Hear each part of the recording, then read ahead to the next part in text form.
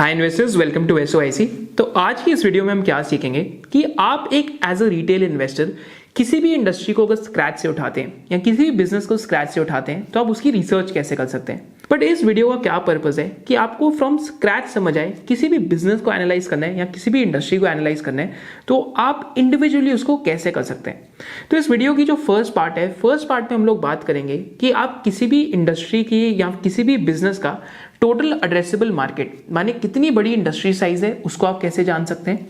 And साथ साथ आप ये कैसे जान सकते हैं कि उस इंडस्ट्री के अंदर कितना कंपटीशन है, क्या कंपेटिटिव राइवलरी है, क्या वो इंडस्ट्री फ्रैगमेंटेड इन नेचर है, क्या वो इंडस्ट्री कंसोलिडेटेड इन नेचर है, क्या उस इंडस्ट्री में सिर्फ कुछ ही लोग पैसा कमाते हैं या कोई ऐसी इंडस्ट्री है जहां पे सारे लोग पैसा कमाते हैं या कोई ऐसी इंडस्ट्री है जहां पे कोई भी पैसा नहीं कमाता। इन कैसे माइकल पोर्टर्स 5 फोर्सेस यूज कर सकते हैं। This is what we'll find out in the first part. Totally इस वीडियो के कुछ 6 पार्ट्स हैं एंड फर्स्ट पार्ट में हम यहां से स्टार्ट करते हैं।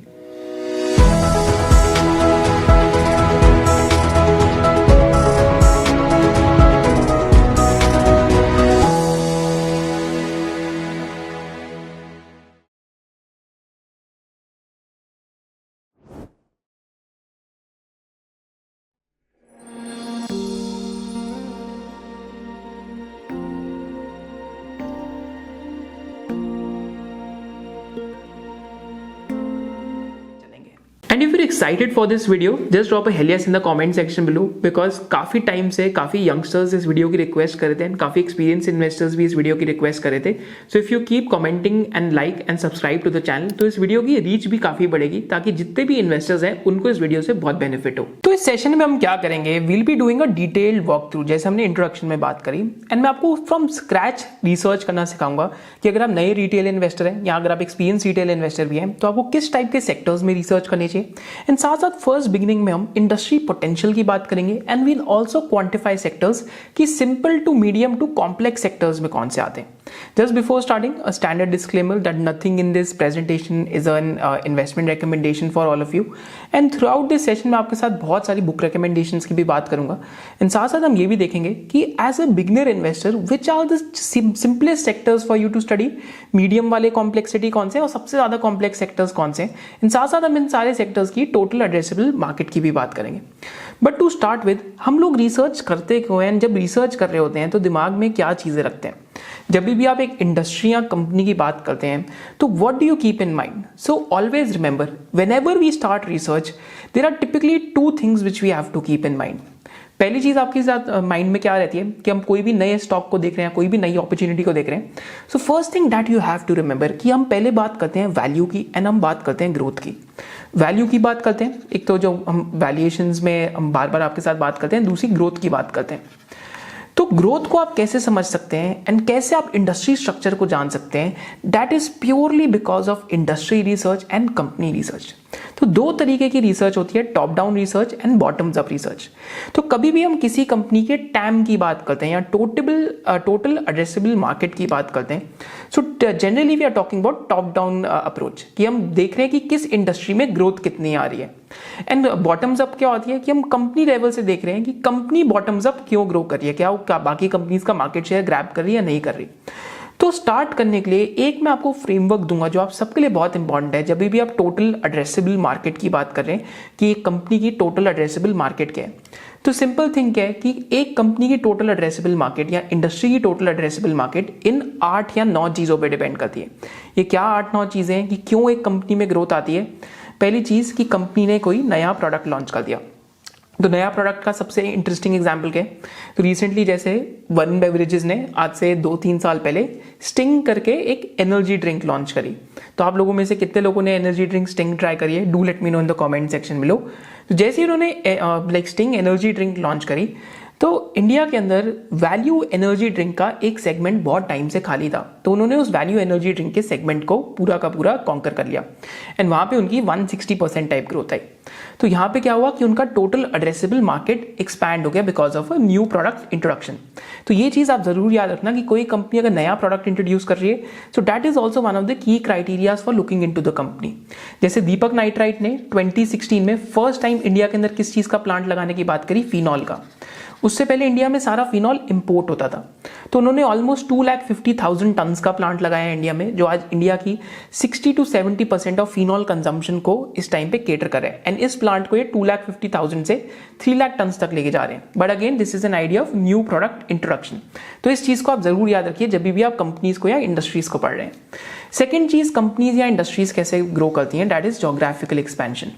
तो जोग्राफिकल एक्सपेंशन का एक वंडरफुल एग्जांपल है। तो मैं एक आईटी की बुक पढ़ रहा हूँ रिसेंटली, तो थ्रू आउट द सेशन में आपको ना आईटी जो भी सेक्टोरल बुक्स हैं उनके साथ बात करूंगा। तो मैं रिसेंटली एक आईटी की बुक पढ़ रहा हूँ, तो उसमें इंडियन आईटी इंडस्ट्री जो है वो 1980s और 90s के बाद बहुत ज़्यादा western countries, European countries and American countries को केटर करने लग गई, राइट।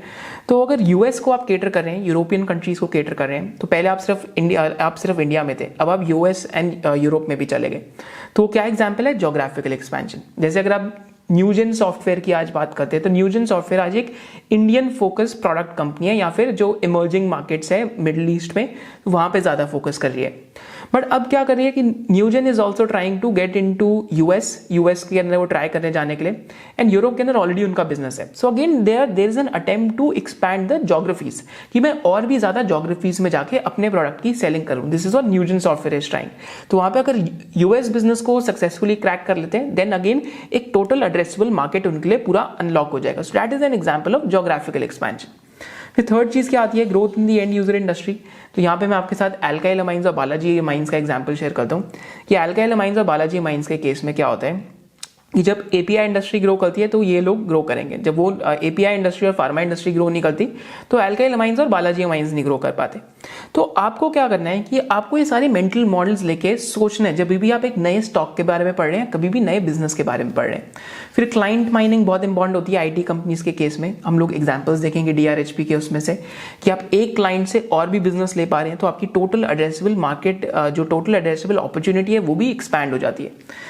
फिर आपकी टोटल एड्रेसेबल अपॉर्चुनिटी अगर एक्सपैंड नहीं हो रही, फिर भी कंपनी कैसे ग्रो कर रही है, that is by taking away market share. जैसे एपीएल अपोलो ने पिछले कुछ सालों में करा कि ऑलमोस्ट 20-30% मार्केट शेयर से आज स्टील ट्यूब सेक्टर के 50% मार्केट शेयर एपीएल अपोलो ने ले लिया, because of branding, more SKUs, more number of product introductions. So that is an example. जैसे अगर आप गुजरात फ्लोरोकेमिकल्स के केस में देखते हैं, तो उनका न्यू एज फ्लोरोपॉलीमर का जो बिजनेस था जीएफएल में, लिटरली 10-20 करोड़ से वो ग्रो होकर आज मंथली रन रेट पे 100 to 120 करोड़ के चला गया। तो माने एक बिजनेस जो 2017 में ऑलमोस्ट 5 to 10 करोड़ की सेल से आज महीने की कितनी सेल पे चला गया, 110 to 120 करोड़ की सेल पे। सो that is an example of taking away market share by introducing new products. फिर इंडस्ट्री ग्रोथ की जब हम बात करते हैं तो इंडस्ट्री की एक नेचुरल ग्रोथ भी होती है। जैसे बहुत सारे थंब रूल्स माने जाते हैं कि बैंकिंग सेक्टर का जो क्रेडिट है इंडिया में वो 2x द जीडीपी ग्रो करता है। क्या थंब रूल है कि बैंकिंग सेक्टर का जो क्रेडिट है वो 2x द जीडीपी ग्रोथ करता है। अगर इंडिया की जो रियल जीडीपी ग्रोथ 6% आती है, अगर रियल जीडीपी ग्रोथ 6% है तो बैंकिंग सेक्टर की ग्रोथ 12% आएगी। सो that is again the inherent growth built in the industry. फिर एक और एग्जांपल है कि कई लोग कहते हैं कि जो पेंट इंडस्ट्री है, अगर इंडिया 6% पे ग्रो करेगी तो पेंट इंडस्ट्री हमेशा 1.5x पे ग्रो करेगी। तो माने अगर इंडिया 10% पे ग्रो कर रहा है तो पेंट इंडस्ट्री 15% पे ग्रो करेगी। अगर इंडिया 6% पे ग्रो करता है तो paint industry 9 to 10% per annum grow करेगी। सो this is an idea of industry growth. फिर कंपनीज नए नए ब्रांड्स लॉन्च करती हैं, सो न्यू ब्रांड इंट्रोडक्शन भी होता है कंपनीज के केस में। कंपनीज डिस्ट्रीब्यूशन को एक्सपैंड करती हैं, एक्विजिशन करती हैं और कंपनीज कैपेक्स करती हैं। तो ये सारी चीजें आप bottoms up and top down देख सकते हैं। बट आइडिया क्या है कि जब भी आप एक रिसर्च कर रहे हैं तो आपके दिमाग में ये 9 मेंटल मॉडल्स होने चाहिए जब भी हम एक कंपनी की या इंडस्ट्री की रिसर्च करते हैं। तो यहाँ पे जो भी नए इन्वेस्टर्स हैं या एडवांस इन्वेस्टर्स हैं, आपके लिए मैं यहाँ पे कैटेगरीज लेके आया हूँ कि कैसे आप simple to medium to complex categories.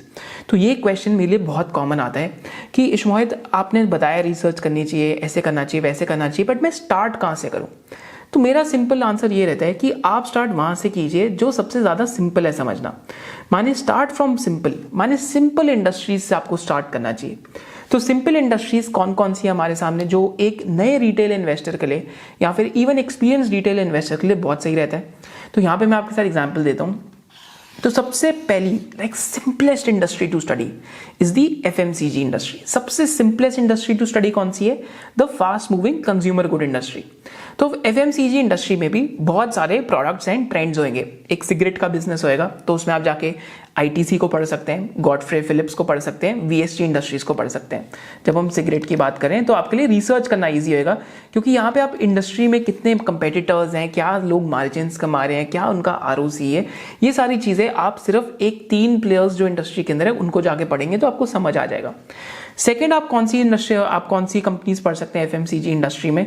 तो एफएमसीजी इंडस्ट्री के अंदर आप जो बेसिकली अगर आप पढ़ना चाहें तो आप मैरिको पे रिसर्च कर सकते हैं, देन डाबर पे रिसर्च कर सकते हैं, राइट। तो मैरिको और डाबर पे रिसर्च करेंगे तो आपको पता लगेगा कि बेसिकली जो एडिबल ऑयल का कंजम्पशन, तो डाबर के केस में जो आयुर्वेदिक मेडिसिन का कंजम्पशन या च्यवनप्राश हो गया, या मैरिको के केस में जो हेयर ऑयल का भी जो बेसिकली यूसेज है इंडिया में, वो किस स्पीड पे ग्रो कर रहे हैं, and it will be very easier for you to study. But mind you, यहाँ पे आपको एक चीज का ध्यान रखना पड़ेगा while studying FMCG companies, penetration. आपको पेनिट्रेशन का ध्यान रखना पड़ेगा कि क्या प्रोडक्ट कैटेगरी कितनी पेनिट्रेटेड है। तो अगर आज आप कोलगेट की बात करते हैं, टूथपेस्ट की बात करते हैं, तो कोलगेट के स्टॉक प्राइस ने इतना अच्छा रिटर्न्स क्यों नहीं दिया लास्ट 5 ईयर से? सिंपल रीजन इज कि आज हर कोई अपने घर के अंदर टूथपेस्ट रखता है। अगर हर किसी के पास अपने घर के अंदर टूथपेस्ट है तो क्या होता है उससे कि एक इंडस्ट्री बहुत ज़्यादा पेनिट्रेटेड हो जाती है। तो जब भी आप ये इंडस्ट्रीज को रिसर्च कर रहे हैं, you have to make sure कि आपको हर एक कैटेगरी का पेनिट्रेशन का आइडिया पता है। जैसे मैरिको की ग्रोथ थोड़े लास्ट फ्यू ईयर्स में स्लो डाउन की हो गई है, क्योंकि अब जो हेयर ऑयल का जो यूसेज है इंडियन हाउस होल्ड्स में, वो उस स्पीड पे ग्रो नहीं कर रहा, क्योंकि काफ़ी लोग अब हेयर ऑयल नहीं लगा रहे। कोई लोग जेल पे चले गए हैं, कोई लोग वैक्स पे चले गए हैं, कोई लोग नेचुरल चले गए हैं, बट हेयर ऑयल का जो यूसेज है उस स्पीड पे ग्रो नहीं कर रहा है। And category already 95 to 98% penetrated है। So this is something that you have to remember. FMCG industry में आप और क्या पढ़ सकते हैं? जो कैटेगरी बेवरेजेस की है, माने कि जो कोक, पेप्सी, कैंपाकोला हो गया, अभी जैसे रिलायंस भी कैंपाकोला लेके आया है, तो इस कैटेगरी को आप पढ़ सकते हैं। इसके अंदर हमने एक वरुण बेवरेजेस की वीडियो भी बनाई थी हमारे चैनल पे, विच विल टीच यू कि आप बेवरेज इंडस्ट्री को कैसे पढ़ सकते हैं। बट ये सारी सिंपल या सरल धंधे हैं पढ़ना। फिर इनके जो प्रॉक्सीज हैं उसमें आप जैसे एक हिंदुस्तान फूड करके कंपनी है जो कॉन्ट्रैक्ट मैन्युफैक्चरिंग करती है, जस्ट माइंड यू कि इसमें हम वैल्यूएशंस की बात नहीं कर रहे, मैं आपके साथ सिर्फ ये बात करूं कि आप रिसर्च चालू कैसे कर सकते हैं। तो ये है FMCG industry which is the simplest to study. फिर सेकंड और थर्ड सिंपलेस्ट इंडस्ट्री कौन सी आती है पढ़ने के लिए? एक रिटेल इंडस्ट्री आती है। तो रिटेल इंडस्ट्री में टाइटन टाइप के बिजनेस हो गए, मान्यवर टाइप के बिजनेस हो गए, राइट। फिर अगर आप फुटवेयर में देखते हैं तो फुटवेयर में आपको एक मेट्रो ब्रांड्स दिखेगा, राइट। फिर आपको एक फुटवेयर के अंदर आपको और कौन सी इंडस्ट्री दिखेगी? फुटवेयर में आपको एक और कंपनी दिखेगी bye the name of Mirza. फिर फुटवेयर में रिलैक्सो भी आता है। तो अगर फुटवेयर में ही आप देखेंगे तो बहुत सारे तरीके के ब्रांड हैं। तो जैसे मेट्रो की जो एवरेज सेलिंग प्राइस है वो सबसे ज्यादा है फुटवेयर में, आई थिंक 1300 to 1400 रुपीज पे। तो आप देखेंगे कि जब रॉ मटेरियल के प्राइसेस बढ़े तो इंपैक्ट किसको फील हुआ? आंसर इज रिलैक्सो को, क्योंकि रिलैक्सो 100 to 120 रुपीज का एवरेज सेलिंग प्राइस है, आई थिंक 140-150 होएगा मैक्स। पर अगर आप 140 से 150 रुपए की चप्पल बेच रहे हैं तो प्रॉब्लम क्या है उसमें कि आप एक वैल्यू सेगमेंट को केटर कर रहे हैं। तो आप ज्यादा प्राइसेस बढ़ाएंगे तो आपकी जो डिमांड है वो वहां पे डिस्ट्रॉय हो सकती है। सो अगेन ऐसी इंडस्ट्रीज को आप पढ़ेंगे तो आपके लिए सिंपल रहेगा समझना कि कहां पे कैसे ग्रोथ आ रही है और कहां पे कैसे नहीं आ रही। जैसे अगर एग्जांपल लेते हैं मेट्रो ब्रांड्स के केस में, मेट्रो ब्रांड्स के एक्चुअली ग्रॉस मार्जिन और ईबिटा मार्जिन एक्सपैंड हो गए इस क्वार्टर। क्यों एक्सपैंड हो गए? क्योंकि उनके लिए 50 या 60 रुपए अगर वो प्राइसिंग हाइक लेते हैं तो दैट इज मच ईजियर, क्योंकि जो कस्टमर उनकी दुकान पे आ रहे हैं ही इज विलिंग टू पे that money, right. So this is the idea कि आप रिटेल इंडस्ट्री में जाके आप फुटवेयर कंपनीज को पढ़ सकते हैं, आप ज्वेलरी कंपनीज को पढ़ सकते हैं, आप जो वेडिंग वेयर कंपनीज हैं उनको पढ़ सकते हैं रिटेल इंडस्ट्री में जाके। रिटेल इंडस्ट्री से लिंक्ड एक बहुत जो इंटरेस्टिंग इंडस्ट्री है that is a quick service restaurant industry. तो आप जो QSR चेन्स हैं इनको पढ़ सकते हैं। अब QSR चेन्स में भी आपको क्या देखना है कि इनकी जो सेम स्टोर सेल्स ग्रोथ है वो किस स्पीड से बढ़ रही है, माने सेम स्टोर से आप कितनी और सेल्स कर रहे हैं और कितने नए स्टोर्स ऐड कर रहे हैं। जुबिलेंट फूडवर्क्स का one of the reasons why the stock has fallen because उनकी जो लाइक फॉर लाइक ग्रोथ है, माने सेम स्टोर से कितनी ग्रोथ आ रही है, राइट। तो लाइक फॉर लाइक ग्रोथ देने लग गए हैं यहाँ पे। बट जुबिलेंट फूडवर्क्स की जो SSSG ग्रोथ है वो बहुत ज्यादा अच्छी नहीं है। तो माने जुबिलेंट फूडवर्क की जो ग्रोथ रेट्स आपको दिख रहे थे that was purely because of new store additions, माने एग्जिस्टिंग स्टोर से आप और सेल नहीं निकाल पा रहे। तो लाइक फॉर लाइक ग्रोथ जो उनकी इस क्वार्टर में आई थी वो सिर्फ 0.3% थी। पर क्या आप गेस कर सकते हैं कि Devyani, Westlife, Jubilant FoodWorks और सैफायर में से और रेस्टोरेंट ब्रांड एशिया में से सबसे highest same store sales growth किसकी थी? Simple answer is Westlife. Westlife किसका फ्रेंचाइजी ओनर है? मैकडोनल्ड्स का in south India and west India, right. तो आप ऐसी इंडस्ट्री को पढ़ेंगे तो आपके लिए आसान होएगा समझना, क्योंकि अगर बर्गर पिज्जा समझना सबके लिए आसान रहता है। तो क्या रिसोर्सेज होंगे हम उनकी बात करेंगे, but these are simpler categories to study. फिर आप बिल्डिंग मटेरियल को पढ़ सकते हैं, इसमें आपकी केबल्स एंड वायर कंपनी आती है, जैसे KEI हो गई, पॉलीकैब हो गई, फिर आपकी फिनोलेक्स केबल्स हो गई। फिर स्टील ट्यूब इंडस्ट्री आती है, जिसमें APL अपोलो हो गया, आपका हाईटेक पाइप्स हो गया, आपका सूर्य रोशनी हो गया, इनको समझना रिलेटिवली ईजियर है। फिर सैनिटरी वेयर और टाइल इंडस्ट्री आती है। फिर आप कंज्यूमर ड्यूरेबल्स में आएंगे तो कंज्यूमर ड्यूरेबल्स में एक वर्लपूल आ जाएगा आपके पास, राइट। फिर आप क्रॉम्पटन करके एक कंपनी आ जाएगी। तो कंज्यूमर ड्यूरेबल इंडस्ट्री भी पढ़ना ज़्यादा ईजियर है। सिम्फनी आ जाएगा इसमें। तो सिम्फनी के अंदर उन्होंने एक नया प्रोडक्ट लॉन्च करा है जो बहुत ज़्यादा पावर सेविंग कर रहा है, विच अगेन क्योंकि वो एक सीजनल आइटम है, तो माने जब गर्मियाँ होती हैं या समर्स होती हैं तब सिम्फनी की सेल बहुत अच्छा करती है। So again because that's a seasonal product जहाँ पे पावर सेविंग बहुत हो रही है उस कूलर में, विच इज अगेन सब first time that they have launched, तो वहाँ पे हो सकता है उनको डिमांड काफ़ी अच्छी आ रही हो। तो आप जाके कॉन्फ्रेंस कॉल्स पढ़ सकते हैं। तो ये इंडस्ट्री समझना ईजी है क्योंकि इन प्रोडक्ट्स के साथ हम डेली बेसिस पे या डेली लाइफ में इंटरैक्ट करते हैं। फिर और कौन सी इंडस्ट्री आसान है समझनी, इन 3 इंडस्ट्रीज की बात करते हैं। तो एक तो हॉस्पिटल इंडस्ट्री समझनी आसान है। फिर हॉस्पिटल के साथ साथ अगर आप देखेंगे तो एक्सचेंजेस समझनी आसान है और ऑटो इंडस्ट्री समझनी आसान है। हॉस्पिटल इंडस्ट्री समझनी आसान क्यों है? क्योंकि हॉस्पिटल इंडस्ट्री में आप देखेंगे कि 2 तरीके के हॉस्पिटल हैं, एक मल्टी स्पेशलिटी और एक सुपर स्पेशलिटी। सुपर स्पेशलिटी माने जो एक ही तरीके की जो थेरेपीज हैं या बीमारी है उसके साथ डील कर रहे हैं या एक ही तरीके की कैटेगरी साथ डील कर रहे हैं। एग्जाम्पल सुपर स्पेशलिटी में अगर आप चाइल्ड केयर हॉस्पिटल लेंगे तो वहाँ पे एक रेनबो हॉस्पिटल देखेगा कि इंडिया में आज 5000 बेड्स हैं, जिसमें से 1500 बेड्स इनके पास हैं एंड इंक्रीमेंटल 800 बेड्स का भी ये एक्सपेंशन कर रहे हैं। फिर आपको ऑन्कोलॉजी में जो मतलब कैंसर केयर के लिए वहाँ पे एक सुपर स्पेशलिटी में हेल्थ केयर ग्लोबल दिखेगा। मल्टी स्पेशलिटी में आपको नारायणा हृदयालय दिखेगा जिसका बैंगलोर और कोलकाता में बहुत अच्छा फुटहोल्ड है। फिर मल्टी स्पेशलिटी में आपको मैक्स हॉस्पिटल दिखेगा जिसका बहुत अच्छा फुटहोल्ड दिल्ली NCR रीजन में एंड पैन इंडिया में भी एक्सपेंशन हो रहा है। फिर आपको बहुत अच्छा एक और हॉस्पिटल दिखेगा मल्टी स्पेशलिटी में, अपोलो हॉस्पिटल के नाम से। तो आप ऐसे देखेंगे किम्स हॉस्पिटल भी होगा, ऐसे बहुत तरीके के हॉस्पिटल होंगे। बट क्योंकि इंडस्ट्री में सिर्फ 6-7 ही प्लेयर्स लिस्टेड हैं तो इनको पढ़ना ज़्यादा आसान है, माने इनमें बहुत ज़्यादा कॉम्प्लेक्सिटी नहीं है पढ़ने की। I think this is one of the easier sectors to study. तो सिंपलर कैटेगरीज में ये है। फिर सिंपलर कैटेगरीज में एक्सचेंज का बिजनेस है, आप MCX का बिजनेस पढ़ सकते हैं, IEX का पढ़ सकते हैं। अनलिस्टेड में आप नेशनल स्टॉक एक्सचेंज को पढ़ सकते हैं। All these are easier businesses to study क्योंकि इनके 2-3 प्रोडक्ट सेगमेंट होंगे, उनसे वॉल्यूम ग्रोथ आ रही होगी और आपको सिर्फ उन वॉल्यूम ग्रोथ को ट्रैक करना है और मार्जिन को ट्रैक करना है। तो एक्सचेंज भी काफ़ी हद तक एक सिंपलर कैटेगरी टू स्टडी है। देन फाइनली जो ऑटो बिजनेस है लाइक आइशर हो गया या महिंद्रा एंड महिंद्रा हो गया, तो ये भी एक ईजियर बिजनेसेस टू स्टडी है क्योंकि इसमें आपको देखना है कि इनके नए मॉडल्स कैसा कर रहे हैं, इनके मार्केट शेयर गेन हो रहा है नहीं हो रहा। तो इनका जो एक इनकी इंडस्ट्री ऑर्गेनाइजेशन है SIAM करके, तो हर महीने वो डेटा निकालती है कि किस कंपनी ने कितनी ग्रोथ करी और कौन सी कंपनी कितना मार्केट शेयर गेन करते जा रही है। So this is again a very easy sector to study. तो ये तो हमारे सिंपलर कैटेगरीज टू स्टडी होगी कि सिंपलर सेक्टर कौन से पढ़ने के लिए। फिर हमारे मीडियम कॉम्प्लेक्स सेक्टर आते हैं जो थोड़े से कॉम्प्लिकेटेड है as compare to the simpler categories. Medium complicated में कौन से आते हैं? आपकी ऑटो एंसिलरी कंपनीज आती है, जैसे एग्जांपल में प्रिकॉल या FIEM, क्योंकि ये आप एक B2B बिजनेस में आ गए, आप एक और दूसरे अपने B2B कस्टमर को सर्व कर रहे हैं। तो यहाँ पे थोड़ी कॉम्प्लेक्सिटी आ जाती है कि आप क्लाइंट्स को एक्सपैंड कर पा रहे हैं नहीं कर पा रहे हैं। एंड काफ़ी हद तक इंडिया में ऑटो एंसिलरीज काफ़ी एक्सपोर्ट फोकस भी हो जाती है कि आपके जो नए प्रोडक्ट्स लॉन्च हो रहे हैं उनमें कितना कॉम्पिटिशन है। तो ये थोड़ा सा कॉम्प्लिकेटेड हो जाता है, बट किसी को अगर प्रोडक्ट सेगमेंट समझ आए तो उनके लिए बहुत इंटरेस्टिंग हो सकता है पढ़ना। जैसे प्रिकॉल के केस में अगर आप ड्राइवर इंफॉर्मेशन सिस्टम देखेंगे तो ड्राइवर इंफॉर्मेशन सिस्टम क्या होता है? बेसिकली अगर आप स्क्रीन देखेंगे आजकल जो बाइक्स के आगे लगती है या गाड़ियों में लगती है, जो आपका इलेक्ट्रॉनिक जो मीटर होता है, जिसमें जो आप पहले अगर आप देखेंगे 2016 में जो स्पीडोमीटर लगता था वो बहुत ही बेसिक सा होता था, बट आज इट इज़ एक्सट्रीमली डिजिटलाइज या पूरा इलेक्ट्रॉनिक हो चुका है वो मीटर। आपको वहाँ पे माइलेज दिख सकती है, आपको वहाँ पे माइलेज दिख सकती है, आपको वहाँ पे स्पीड दिखेगी डिजिटल में, आपको हर चीज़ वहाँ पे ऐसे दिखेगी। So that is an idea कि आप ऑटो एंसिलरी के अंदर आप ऐसे बिजनेसेस को पढ़ेंगे। So what ends up happening, इसकी आपको एक नया ट्रेंड पकड़ में आ रहा है कि पहले आज से 5 साल पहले बाइक्स के अंदर बहुत बेसिक स्पीडोमीटर होता था, बट आज बहुत ज़्यादा एडवांस हो रहा है। उसमें आपको ये भी पता लग रहा है कि टायर की कंडीशंस क्या है, कि टायर के अंदर हवा है या नहीं है, टायर डिफ्लेटेड है या फिर tyres are in right conditions.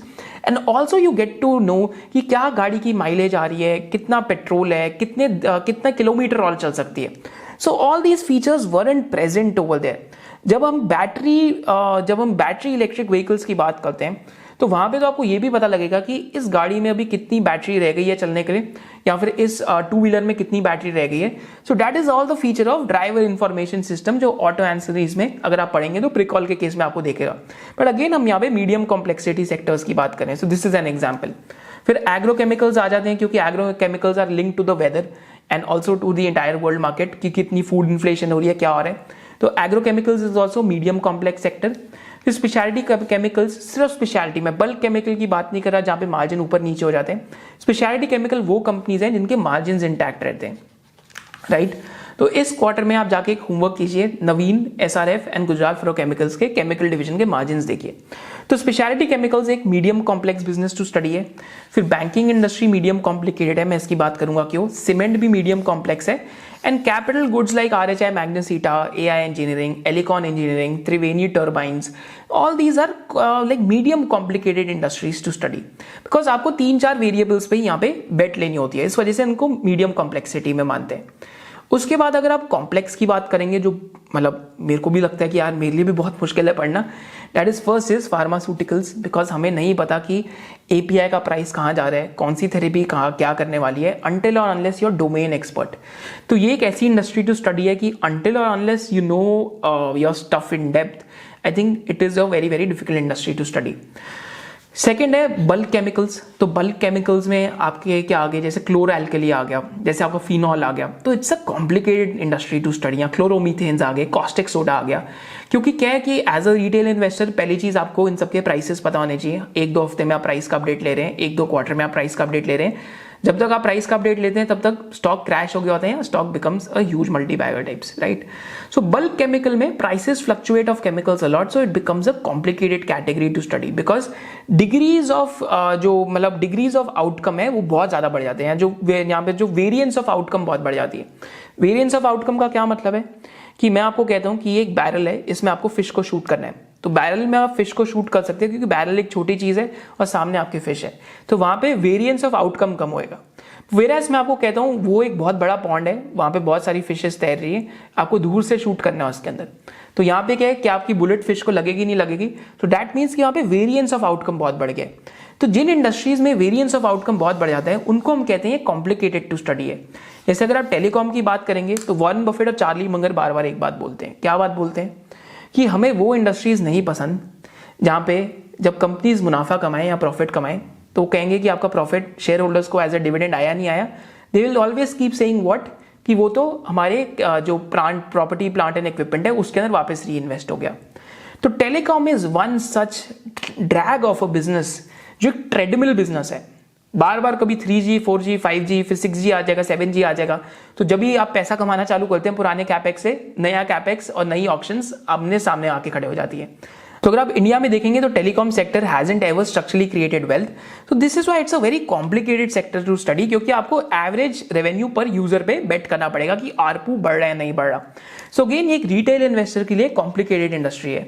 फिर ईपीसी और इंफ्रा और भी ज्यादा कॉम्प्लिकेटेड इंडस्ट्री है. Why so? बिकॉज आपको ऑर्डर बुक पे ध्यान देना है, प्रोजेक्ट टाइम पे कंप्लीट हो रहे नहीं हो रहे उन पे ध्यान देना है, क्या कंपनी के मार्जिन कॉन्ट्रैक्ट हो सकते हैं because of building material prices increasing और नॉट, उस पर ध्यान देना है.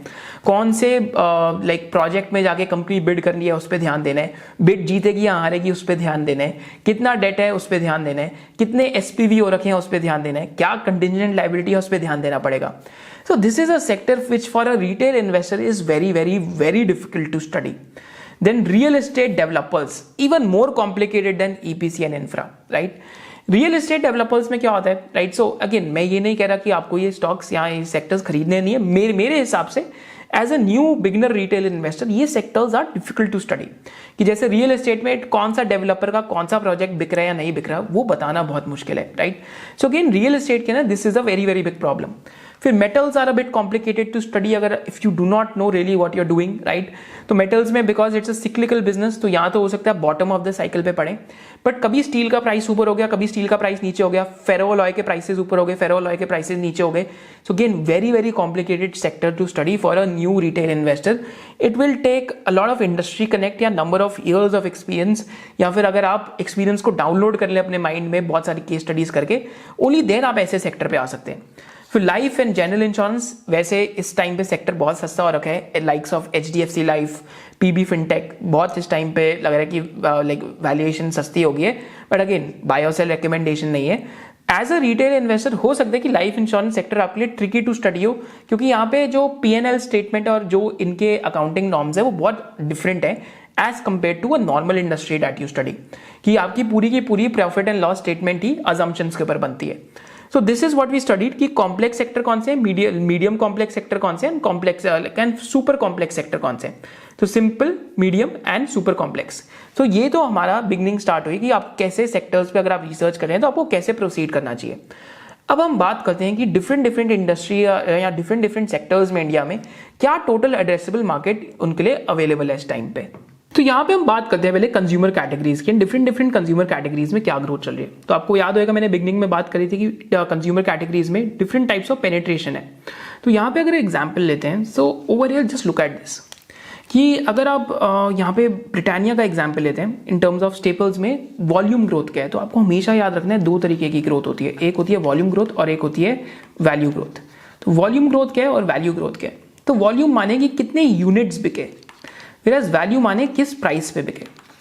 सो generally in consumers you want your unit growth to be really high. अगर वो कैटेगरी अंडर पेनिट्रेटेड है, अगर वो कैटेगरी बहुत पेनिट्रेटेड है, so only way to grow will be through pricing growth. And pricing growth बहुत लॉन्ग रन के लिए सस्टेनेबल नहीं होती अनटिल अनलेस आप बहुत प्रीमियम सेगमेंट्स में जाने लग जाते हैं। तो यहाँ पे अगर आप देखेंगे तो ब्रिटानिया क्योंकि बिस्किट इंडस्ट्री को रिप्रेजेंट करता है, तो देखेंगे 3 ईयर CAGR वॉल्यूम्स का 5.3% है। कोलगेट का 1.8% है। 1.8% क्यों है, क्योंकि हमने बात करी कि टूथपेस्ट एक बहुत पेनिट्रेटेड कैटेगरी है। डाबर का 9.1% है, बिकॉज डाबर जो आयुर्वेदिक मेडिसिन है उसमें भी है, च्यवनप्राश में भी है। देन उसके साथ साथ डाबर की भी टूथपेस्ट आती है जो बेसिकली मतलब जो हर्बल टूथपेस्ट का एक क्लेम है, right. So because of this Dabur की जो डोमेस्टिक वॉल्यूम ग्रोथ है वो 9.1% के आसपास है। Whereas HUL का देखते हैं तो सिर्फ 3% की FMCG में वॉल्यूम ग्रोथ है। अगर आप लास्ट 2-3 ईयर से देखेंगे तो स्टॉक में भी इस वजह से ज्यादा रिटर्न्स नहीं बनी। Whereas अगर हम मैरिको के पैराशूट की देखते हैं तो पैराशूट की बेयरली 4.5% वॉल्यूम ग्रोथ है। Whereas मैरिको की डोमेस्टिक देखते हैं 7.3 है। मैरिको सफोला ऑयल की देखते हैं तो 9.8% है। तो माने हो सकता है कि जो एडिबल ऑयल की कैटेगरी है अभी भी थोड़ी अंडर पेनिट्रेटेड है, वहां पे मैरिको की ग्रोथ आई है। बट पैराशूट बिजनेस जो मैरिको का ब्रेड एंड बटर है वहां पे ग्रोथ डेफिनेटली स्लो डाउन होते दिख रही है।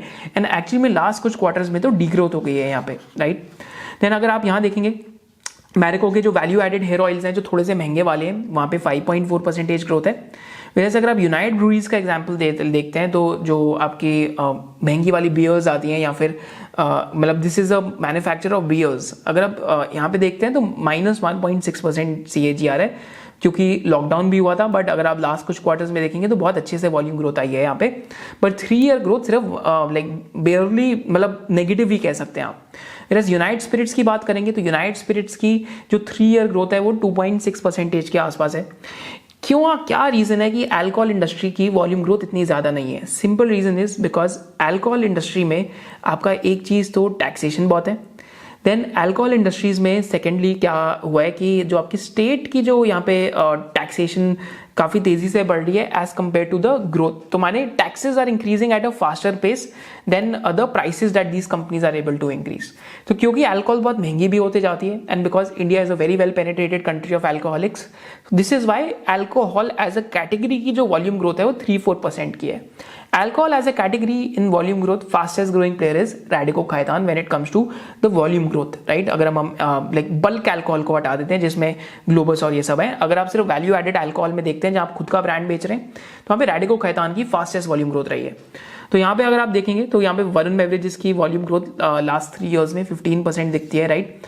सो अगेन बेवरेजेस की कैटेगरी अभी अंडर पेनिट्रेटेड है क्योंकि बहुत सारे ऐसे गांव हैं या विलेजेस हैं जहाँ पे अब इलेक्ट्रिसिटी पहुंची है, तो अब जाके वहाँ पे फ्रिजेस लगने लग गए हैं जहाँ पे आप बेवरेज देके कूल करके फिर आप सेल ऑफ कर देते हैं।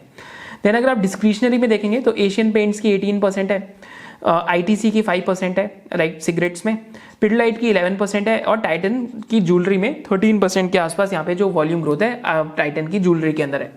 सो कि वॉल्यूम ग्रोथ पता करना is very very important. Why so? Because आप कितना भी टाइम बनाते बैठ जाएंगे कि इस इंडस्ट्री का इतना टोटल एड्रेसेबल मार्केट है, जब तक आपको नंबर्स में नहीं दिख रहा वो सिर्फ पेपर्स पे रह जाता है। मैं आपको ये भी देखना सिखाऊंगा कि आप कैसे देख सकते हैं। फिर अगर आप इंडिया में बैंकिंग इंडस्ट्री देखते हैं तो बैंकिंग इंडस्ट्री में इंडिया में एक बहुत लंबा ट्रेंड चल रहा है कि प्राइवेट बैंक्स का जो मार्केट शेयर है वो क्रेडिट के अंदर 32% से 45% तक FY24 तक आ जाएगा in last 8 years. Private banks की ग्रोथ रेट देखेंगे तो PSU बैंक से लोन की जो ग्रोथ रेट है या जो क्रेडिट देने की जो ग्रोथ रेट है that is much faster than the PSU banks. देखेंगे तो 19%, 9%, 16%, वेराज PSU बैंक्स की 7%, 3%, 5%, 10%, यहाँ पे 14 to 15% के आसपास चल रही है। तो this is something that we have to remember कि साइज ऑफ द बैंकिंग में private banks are gaining market share versus the PSU banks. और यहाँ पे क्या हो रहा है, अगर आप यहाँ देखेंगे तो retail loan has the largest share in the banking credit and will continue to form largest share that is 32% in FY24। तो कहाँ कहाँ लोन जा रहे हैं, दैट इज एग्रीकल्चर में, इंडस्ट्री में, सर्विसेज में और रिटेल में। तो रिटेल लोन 19% होते थे इंडस्ट्री के FY15 में एंड अब FY24 में 33% हो गए हैं। वेराज अगर आप इंडस्ट्री लोन देखते हैं तो 44% होते थे, अभी 23% हो गए हैं। तो माने जो इंडस्ट्री को क्रेडिट जा रहा है, राइट। और रिटेल माने जो आप पर्सनल कंजम्पशन के लिए आप आइटम्स खरीद रहे हैं या तो आपको पर्सनल लोन लेना है, सो that is an example of retail loans. अगर आप हाउसिंग लोन ले रहे हैं तो that is also an example of a retail loan. तो रिटेल लोन को आप ऐसे क्लासिफाई कर सकते हैं कैटेगरीज में। देन सर्विसेज का आप देखेंगे तो सर्विसेज का लोन 24% से 31% तक हो गए। तो वेरी क्लियर ट्रेंड की retail loans have increase वेराज industry loans अभी भी उतना ज़्यादा पिकअप नहीं कर पा रहे, राइट। इवन दो काफ़ी लोग कैपेक्स की बात कर रहे हैं, इंडस्ट्रीज की बात कर रहे हैं, पर industry loan as a category इतना ज़्यादा क्रेडिट के अंदर नहीं दिख रहा है इस टाइम पे। एग्रीकल्चर देखेंगे तो 12 to 13% के बीच में ही चल रहा है, because agri loans are one of the riskiest loans for a bank to give. Then अगर आप और एग्जाम्पल लेते हैं कि कितने टाइप की लेंडिंग होती है, तो ये आपके लिए और भी ईजी हो जाएगा और क्या क्या मतलब किस किस टाइप के फाइनेंशियल्स हैं। तो बैंक्स में आप देखेंगे तो लार्ज प्राइवेट बैंक्स आपको देखेंगे, HDFC bank, ICICI bank, axis bank, Kotak bank. फिर पब्लिक सेक्टर बैंक्स दिखेंगे जो लार्ज हैं, SBI bank, bank of Baroda, Canara bank. फिर रीजनल बैंक्स दिखेंगे जो कुछ कुछ रीजन्स में बहुत अच्छे हैं, जैसे फेडरल बैंक दिखेगा, सिटी यूनियन बैंक दिखेगा, राइट। फिर DCB बैंक दिखेगा, CSB दिखेगा, करूर वैश्य बैंक दिखेगा। तो ये कुछ कुछ स्टेट्स और पर्टिकुलर ज्योग्राफीज में बहुत अच्छे हैं। देन आपको अनक्लासिफाइड प्राइवेट बैंक्स दिखेंगे, तो माने IndusInd bank, IDFC first, right. So these are some of the examples कि बेसिकली जैसे येस बैंक एक कमर्शियल बैंक है, जैसे इंडसइंड बैंक भी आप देखेंगे तो ये कुछ होलसेल लेंडिंग करते हैं, थोड़ी थोड़ी रिटेल लेंडिंग करते हैं। IDFC फर्स्ट एक रिटेल बैंक बनने की कोशिश कर रहे हैं। देन आपको फाइनली स्मॉल फाइनेंस बैंक दिखेंगे जिनमें इक्विटास, उज्जीवन, सर्वोदय एंड सर्वोदय के अलावा AU स्मॉल फाइनेंस बैंक भी इसी कैटेगरी के अंदर आएगा। बंधन बैंक को भी हम रीजनल बैंक्स में भी डाल सकते हैं क्योंकि बंधन बैंक का जो ईस्टर्न ज्योग्राफी है वहां पे बहुत ज्यादा स्ट्रेंथ है as compare to pan Indian जो भी वो ट्राई कर रहे हैं बनने की। तो ये तो हम कैटेगरी कर सकते हैं या कैटेगराइज कर सकते हैं बैंक्स को। फिर अगर आप नॉन फाइनेंस बैंक को देखेंगे तो यहाँ पे हाउसिंग फाइनेंस कंपनीज आएंगी। तो हाउसिंग फाइनेंस में भी एक आपके पास Tier 1 Tier 2 सिटी की आएंगी, जैसे कैनफिन होम्स है, राइट। देन अगर आप LIC की बात करते हैं तो वो भी Tier 1 Tier 2 सिटी में डायरेक्ट बैंक के साथ कंपीट कर रही है।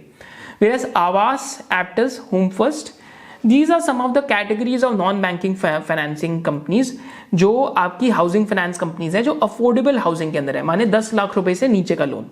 अफोर्डेबल हाउसिंग में प्रॉब्लम क्या है कि the moment your AUM crosses 10,000 plus crore आपके लिए ग्रोथ में प्रॉब्लम आ सकती है, एज सीन बाय ग्रू फाइनेंस, आवास financiers now in the past.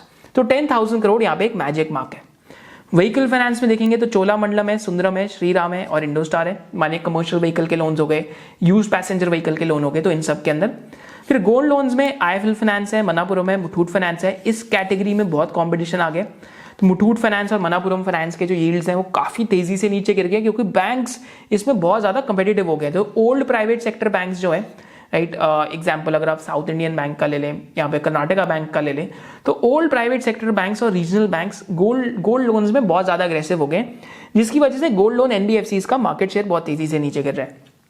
फिर माइक्रो फाइनेंस इंस्टीट्यूशंस आती हैं, तो ये अनसिक्योर्ड लोन्स देती हैं किन लोगों को, जिनको इनकम जनरेशन एक्टिविटी के लिए चाहिए। माने कोई फ्रूट का स्टॉल लगा रहे हैं हर रोज, राइट, तो उसको हर रोज अपनी फ्रूट की इन्वेंट्री खरीद के बेचनी है, तो उसको 1 या 2 डेज का ब्रिज लोन चाहिए। तो कहां से लेगा? माइक्रो फाइनेंस इंस्टीट्यूशन से, क्योंकि micro finance is competing with साहूकार्स, जिनको हम हिंदी में कहते हैं। तो यहाँ पे क्रेडिट एक्सेस ग्रामीण, अरमान फाइनेंस, स्पंदना स्फूर्ति, मास, सैटिन, मास फिर भी इतना यहाँ नहीं आता क्योंकि मास बहुत एनबीएफसीज को लोन देते हैं, बट यहाँ पे अगर आप एग्जाम्पल लेंगे तो Bandhan bank is a micro finance institution, Ujjivan bank is a micro finance institution, क्योंकि 90% लोन आपका अनसिक्योर्ड है, राइट।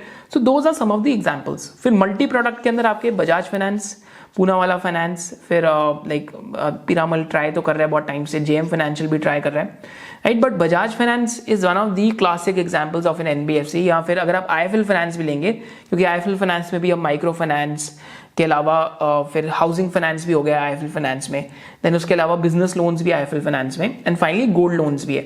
तो IIFL finance and Bajaj finance are 2 very good examples of multi product NBFCs. ये मल्टी लाइनर एनबीएफसीज कह सकते हैं। तो एक मोनोलाइनर एनबीएफसी होती है, जैसे अगर आप मुथूट फाइनेंस का एग्जांपल लेंगे तो गोल्ड फाइनेंस में बहुत अच्छा है, तो एक मोनोलाइनर एनबीएफसी है। मल्टी लाइनर क्या है? जो मल्टीपल प्रोडक्ट्स के अंदर आपके काम कर रही है। तो this is an example of segmentation of banks, right. Then अगर आप और इंडस्ट्री और इंडिया में ग्रोथ देखेंगे, तो अगर आप केबल्स एंड वायर्स सेक्टर की ग्रोथ देखते हैं, तो केबल्स एंड वायर्स सेक्टर की ग्रोथ ऑलमोस्ट 34,500 करोड़ की इंडस्ट्री FY14 में, आज 64,500 करोड़ की FY19 में होगी। जो आई थिंक FY23 का आप डेटा देखेंगे तो ये इंडस्ट्री ही इटसेल्फ ऑलमोस्ट 80,000 करोड़ के पार कर चुकी है। तो this industry has become bigger than 80,000 crore in size, right. तो दिस इज एन आइडिया कि एक इंडस्ट्री जो 11 to 12% के रेट पे कंसिस्टेंटली ग्रो कर रही है। यहाँ पे कौन से लिस्टेड प्लेयर्स हैं? KEI लिस्टेड है, फिनोलेक्स लिस्टेड है, अपार का एक डिवीजन है जो केबल एंड वायर्स के अंदर बहुत अच्छा कर रहा है इस टाइम पे, and also Polycab is a listed player, Havells is a listed player, universal है, डायनामिक केबल्स है। तो केबल्स एंड वायर्स की इंडिया में ग्रोथ लास्ट 10-20 ईयर्स से बहुत ही कंसिस्टेंट आई है। So this is one more industry to think about कि कैसे यहाँ पे हम टैम सोच सकते हैं। तो यहाँ पे केमिकल इंडस्ट्री को देखते हैं, तो केमिकल इंडस्ट्री में भी again this is taken from McKinsey report. तो अगर आप यहाँ देखेंगे तो इंडिया की केमिकल इंडस्ट्री की आपको अट्रैक्टिवनेस एंड कंपेटिटिव इंटेंसिटी यहाँ पे दिखेगी। जैसे अगर आप मार्केट की हाईली अट्रैक्टिवनेस देखेंगे एंड जो इंडियन मार्केट का साइज देखेंगे, तो दिस विल रिफ्लेक्ट ओवर है, राइट। सो अट्रैक्टिव सेगमेंट्स में फ्लोरिनेशन आता है, सोडियम आता है, कॉस्टिक आता है, कार्बन ब्लैक आता है, कैल्शियम आता है, सिलिकॉन आता है, पोटेशियम एंड टाइटेनियम आता है। फिर यहाँ पे कंपेटिटिव इंटेंसिटी जहाँ पे कम है that is sulphur as well. Phosphorus में again low to medium competitive intensity है, बट मार्केट अट्रैक्टिवनेस बहुत हाई है, राइट। तो फ्लोरीन में मार्केट इंटेंसिटी बहुत हाई है और कंपेटिटिव इंटेंसिटी मीडियम में आती है। कॉस्टिक में like cost competitiveness for manufacturing in India high है बहुत ज़्यादा, राइट। Whereas मार्केट साइज में भी और मार्केट अट्रैक्टिवनेस में भी हाई है। सो अगेन फ्लोरिनेशन हो गया, सोडियम हो गया, कॉस्टिक हो गया, कार्बन ब्लैक हो गया। सो दीज कंपनीज या इन सेक्टर की कंपनीज ग्लोबल लेवल पे इन टर्म्स की लाइक जो आपका मैन्युफैक्चरिंग का कॉस्ट है उसमें बहुत ज़्यादा कंपेटिटिव होंगे। सो दिस इज अनदर एग्जाम्पल। एक और एग्जाम्पल देखते हैं टाइम का। तो मैंने आपसे बात करी थी बिगनिंग में एंड यूजर इंडस्ट्री की। तो जब भी आप अमाइंस इंडस्ट्री को देखते हैं तो अमाइंस में 2 ही लिस्टेड प्लेयर हैं, अल्काइल अमाइन और बालाजी अमाइंस। अगेन आज इनकी वैल्यूएशन थोड़ी सी एक टाइम पे बहुत सस्ती थी 2019-20 में, हो सकता है आज महंगी वैल्यूएशन हो और सस्ती हो रही हो क्योंकि हेडविंड्स है इंडस्ट्री में। पर क्यों हेडविंड्स हैं? Just look at this diagram. This is the volume growth of amines, right. ये अगर आप रेड में देखते हैं तो ये तो रेड में देखते हैं अमाइंस की वॉल्यूम ग्रोथ है, और ये एंड यूजर इंडस्ट्री की वॉल्यूम ग्रोथ है, that is agrochemical and pharma. तो इस साल में 25% ग्रोथ थी एग्रोकेमिकल एंड फार्मा की, अमाइंस की 34% थी, इस साल में 33% थी, यहाँ पे 14% थी। Then look at these years. तो जब भी एग्रोकेमिकल और फार्मास्यूटिकल की ग्रोथ बहुत अच्छी होती है तो अमाइंस इंडस्ट्री की भी ग्रोथ अच्छी होती है। बट लुक एट दिस, जो 2014 to 17 से लेकर स्लो डाउन आया एग्रोकेमिकल्स और फार्मास्यूटिकल्स में, तो अमाइंस की भी जो ग्रोथ थी वो बहुत स्लो गई। आज फार्मास्यूटिकल इंडस्ट्री में बहुत मैसिव स्लो डाउन है, जिसकी वजह से दोनों बालाजी अमाइंस और अल्काइल अमाइंस की जो ग्रोथ है बहुत ज़्यादा स्लो हो गई है। तो इस वजह से एंड यूजर की ग्रोथ को ट्रैक करना बहुत ज़रूरी हो जाता है जब भी आप टैम की बात कर रहे हैं या डिग्रीज ऑफ ग्रोथ की बात कर रहे हैं। फिर अगर आप इंडियन आईटी सेक्टर देखेंगे तो इसमें भी बहुत सब सेगमेंटेशन आप कर सकते हैं। तो SaaS बिजनेस अगर आप देखेंगे, सॉफ्टवेयर एज अ सर्विस, तो यहाँ पे रेडगेन टाइप कंपनीज दिखेंगी। BPOs देखेंगे तो टेक महिंद्रा और ई क्लर्क्स दिखेगा। ER&D कंपनीज देखेंगे जो रिसर्च एंड डेवलपमेंट कर रही हैं प्रोडक्ट्स के लिए, तो KPIT, साइंट, LTTS और टाटा एलेक्सी दिखेगा। प्रोडक्ट कंपनीज देखेंगे तो न्यूजेन सॉफ्टवेयर और इंटेलेक्ट डिजाइन अरीना दिखेगा। और वनीला IT सर्विसेज देखेंगे तो HCL, TCS, इन्फोसिस, TCS और HCL ER&D भी जरूर करते हैं, बट वनीला IT सर्विसेज देखेंगे ज्यादातर, तो उसमें आपको ये सारी कंपनीज दिखेंगी। तो दैट इज द आइडिया कि आप एक सेक्टर को लेके उसको सब सेगमेंट भी कर सकते हैं, जो हम आगे देखेंगे। फिर इंडिया में अगर आप इलेक्ट्रॉनिक मैन्युफैक्चरिंग स्पेस को देखते हैं, that is the EMS space. तो EMS स्पेस में you will get to know कि EMS स्पेस में there are multiple companies and multiple like capabilities that they have. जैसे अगर आप एक एवलॉन टेक्नोलॉजीज को देखेंगे तो वो क्लीन एनर्जी में है, ऑटोमोटिव में, रेलवे में है, A&D के अंदर है, दैट इज एविएशन वाले में, इंडस्ट्रियल में, टेलीकॉम में है, मेडिकल में है, राइट। देन अगर आप डिक्सॉन देखेंगे तो डिक्सॉन मेडिकल में है, राइट, कंज्यूमर इलेक्ट्रॉनिक्स में एंड अदर्स में। एम्बर इंटरप्राइजेस ज़्यादातर आपके जो एयर कंडीशनर्स के कॉन्ट्रैक्ट मैन्युफैक्चरिंग के अंदर है। फिर एक सिरमा आपको दिखेगा, फिर आपको एक भारत FIIs दिखेगा, केन्स टेक्नोलॉजीज दिखेगा जो इस टाइम पे like automotive, railway and like जो एविएशन एंड सब के अंदर है। And also if you see the size of the industry, तो साइज ऑफ द इंडस्ट्री के अंदर क्या देखेंगे कि इंडिया में जो लेबर कॉस्ट है as compared to China, Vietnam and Mexico, तो average daily wages are $6, right. Whereas China में 6.5 है, वियतनाम में और भी सस्ती है 3 एंड मैक्सिको में 4.8 है, right. So this gives you N idea that total labour force India में 471 मिलियन पीपल है, वेरएज चाइना में 793 है, वियतनाम में 56 एंड मैक्सिको में 57 मिलियन है। तो this will give you N idea कि आज इंडिया में चीप लेबर है एंड इलेक्ट्रॉनिक मैन्युफैक्चरिंग का एक जो सिस्टम है या फिर इकोसिस्टम है इंडिया के अंदर डेवलप हो सकता है। Because just look at this कि total size of the industry from 92,000 crores is expected to go to 2,15,000 crores in next 5 years। यहाँ पे कौन सी कंपनीज लिस्टेड है? एक PG इलेक्ट्रोप्लास्ट करके लिस्टेड है, राइट। देन एक केन्स टेक्नोलॉजीज लिस्टेड है, देन डिक्सॉन है, एम्बर है, बट अगेन वैल्यूएशंस का आपको खुद ही देखना पड़ेगा कि क्या उनकी वैल्यूएशन महंगी या सस्ती है। अभी हम सिर्फ टोटल एड्रेसेबल मार्केट की बात कर रहे हैं, right. So this is how you look at time कि टोटल एड्रेसेबल मार्केट आप ऐसे कंपनीज का असेस कर सकते हैं। सिमिलरली एसेट मैनेजमेंट कंपनीज में देखेंगे तो इंडिया में अगर आप SIP कॉन्ट्रीब्यूशन देखते हैं तो ये एम्फी की वेबसाइट से लिया हुआ है। ये सारे जो टूल्स हैं, जो सारे सोर्सेज हैं, मैं आपके लिए डिस्क्रिप्शन में भी डाल रहा हूँ और आपको खोल के भी दिखाऊंगा आप कैसे देख सकते हैं। एक टाइम पे मंथली SIP 4,335 करोड़ की होती थी FY 16 to 17 में, जो जनवरी के मंथ में FY 23 के अंदर 13,856 करोड़ की हो रही है।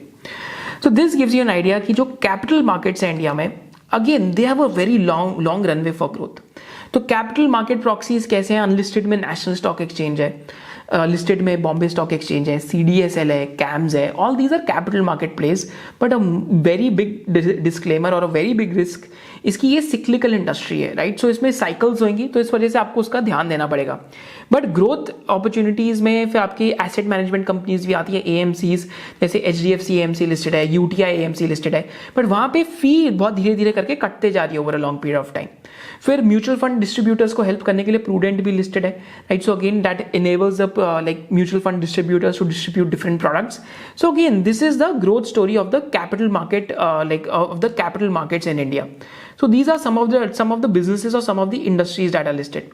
फिर अगर आप प्राइवेट हॉस्पिटल्स देखते हैं तो प्राइवेट हॉस्पिटल्स की इंडस्ट्री इंडिया में अगर आज आप चेक करेंगे तो ऑलमोस्ट अगर आप यहाँ चेक करते हैं तो उस इंडस्ट्री का जो ग्रोथ है ऑलमोस्ट 5x हुआ है लास्ट डेकेड के अंदर। Whereas टोटल बेड्स आज इंडिया के अंदर कितने हैं? तो total number of hospital beds India में आज 19 लाख बेड्स हैं, जिसमें से आज 11,85,000 बेड्स प्राइवेट हॉस्पिटल्स के हैं, जिसमें से जो मेजर हॉस्पिटल चेन्स हैं जैसे मैक्स हो गया, अपोलो हो गया, नारायणा हृदयालय हो गया, राइट, या किम्स हो गया, या फिर फोर्टिस हो गया, या फिर एस्टर DM हेल्थ केयर हो गया, तो मेजर हॉस्पिटल चेन सिर्फ 1.7% ऑफ द इंडस्ट्री के बेड जोन करती है, that is 32,020. Major hospital chains इस टाइम पे बहुत ज्यादा कैपेक्स कर रही है, जैसे मैक्स हॉस्पिटल 4,500 करोड़ का कैपेक्स कर रहा है, नारायणा हृदयालय 2,000 करोड़ का कैपेक्स कर रहा है, अपोलो इस टाइम पे ऑलमोस्ट 3,000 करोड़ का कैपेक्स कर रहा है, वेराज किम्स इस टाइम पे 2,200 करोड़ का कैपेक्स कर रहा है. तो इतना कैपेक्स कब होता है? जब एक इंडस्ट्री में साइज ऑफ द अपॉर्चुनिटी बहुत ज्यादा हो. So again, Indian hospital beds भी is a story of private hospitals gaining market share from public sector hospitals. अगर health care as a percentage of Indian GDP देखेंगे तो expenditure is only 3.5%, whereas in countries like UK and US वहाँ पे 10 to 16% है। श्रीलंका तक जैसी country में 3.8% के आसपास चल रहा है। So this gives you N idea that time industry का कितना बड़ा हो सकता है। तो अब हम देखते हैं कि ये टैम के सोर्सेज हमने कहाँ से ढूंढे एंड आप भी इनको कैसे इंडिपेंडेंटली ढूंढ सकते हैं।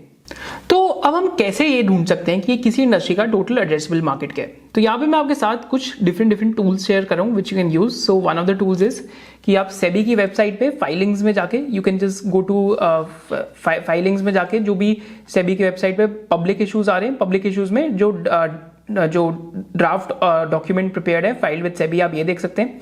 Rights issue you can check, but public issues में अगर आप ये चारों चेक करेंगे तो यहाँ पे आपको कंपनीज के जो DRHP होते हैं IPO के वो मिल जाएंगे। तो फॉर एग्जांपल जैसे अगर मेरे को आज IT इंडस्ट्री पढ़नी है, राइट, मेरे को IT इंडस्ट्री का साइज ऑफ अपॉर्चुनिटी और मार्केट पता करना है, तो how can I find it?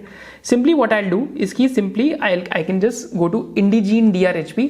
तो इंडिजीन का यहाँ से मैं DRHP खोल सकता हूँ। तो जैसे मैं यहाँ पे इंडिजीन का DRHP खोल सकता हूँ, तो आपके सामने क्लिक करूंगा तो इंडिजीन का DRHP सेबी की वेबसाइट पे ही ओपन हो जाएगा।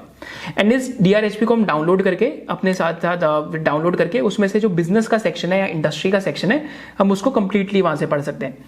जैसे यहाँ पे आई थिंक ये ऑलरेडी ओपन है, तो यहाँ पे अगर आप चेक करेंगे तो अब इंडिजीन का यहाँ पे ऐसे DRHP ओपन हो जाएगा and you can just simply go to the index and index में जाके अगर आपको इंडस्ट्री ओवरव्यू करना है तो जैसे ही आप क्लिक करेंगे तो आपके सामने यहाँ पे पूरी इंडस्ट्री बारे में यहाँ पे आ जाएगा कि इंडस्ट्री कितना ग्रो कर रही है IT की, किस लाइन ऑफ इंडस्ट्री में काम कर रहे हैं। जैसे Indegene is a software company which particularly caters to life sciences, माने जो ड्रग डिस्कवरी कंपनीज हैं या जो फार्मास्यूटिकल कंपनीज हैं उनके लिए इंडिजीन इस टाइम पे काम कर रहे हैं। अब यहाँ से इनका ये जो DRHP है डाउनलोड भी कर सकते हैं अपने लैपटॉप या कंप्यूटर में। So this is one way to start finding out total addressable market, क्योंकि यहाँ पे इंडस्ट्री डेटा बहुत ज्यादा दिया होता है एंड मार्केट रिसर्च फर्म्स ये बहुत ज्यादा इंडस्ट्री डेटा यहाँ पे लिखती है। Second way to find out about like total addressable market जो एक और तरीका है, तो दैट इज कि सेबी की वेबसाइट पे जाके जो QIP डॉक्यूमेंट्स हैं आप उनमें ढूंढ सकते हैं, राइट, कि कंपनीज QIPs करती हैं एंड QIPs के लिए भी कंपनीज को बहुत बारी जो latest draft like offer document है वो निकालना पड़ता है। एंड जैसी companies latest draft like offer document निकालती है तो हम आपके लिए डिस्क्रिप्शन में डाल देंगे तो आपके लिए और ईजी हो जाए। जैसी companies draft like offer document निकालती हैं तो उसमें भी इंडस्ट्री की मार्केट साइज कितनी है, क्या ग्रोथ है इंडस्ट्री की, what is the potential size of opportunity, वो सारी चीजें आपको वहां पे मिल जाएंगी। एंड कंपनीज बहुत QIPs करती हैं तो QIP का भी जैसे आप ये देखेंगे तो आपको यहाँ पे एक आइडिया लग जाएगा। आई थिंक अभी वेबसाइट लोड होने में थोड़ी प्रॉब्लम लग रही है सेबी की, but this is also one of the ways to do it and आपके लिए मैं ये डिस्क्रिप्शन में डाल दूंगा ताकि आप इसको खुद इंडिपेंडेंटली चेक कर पाए।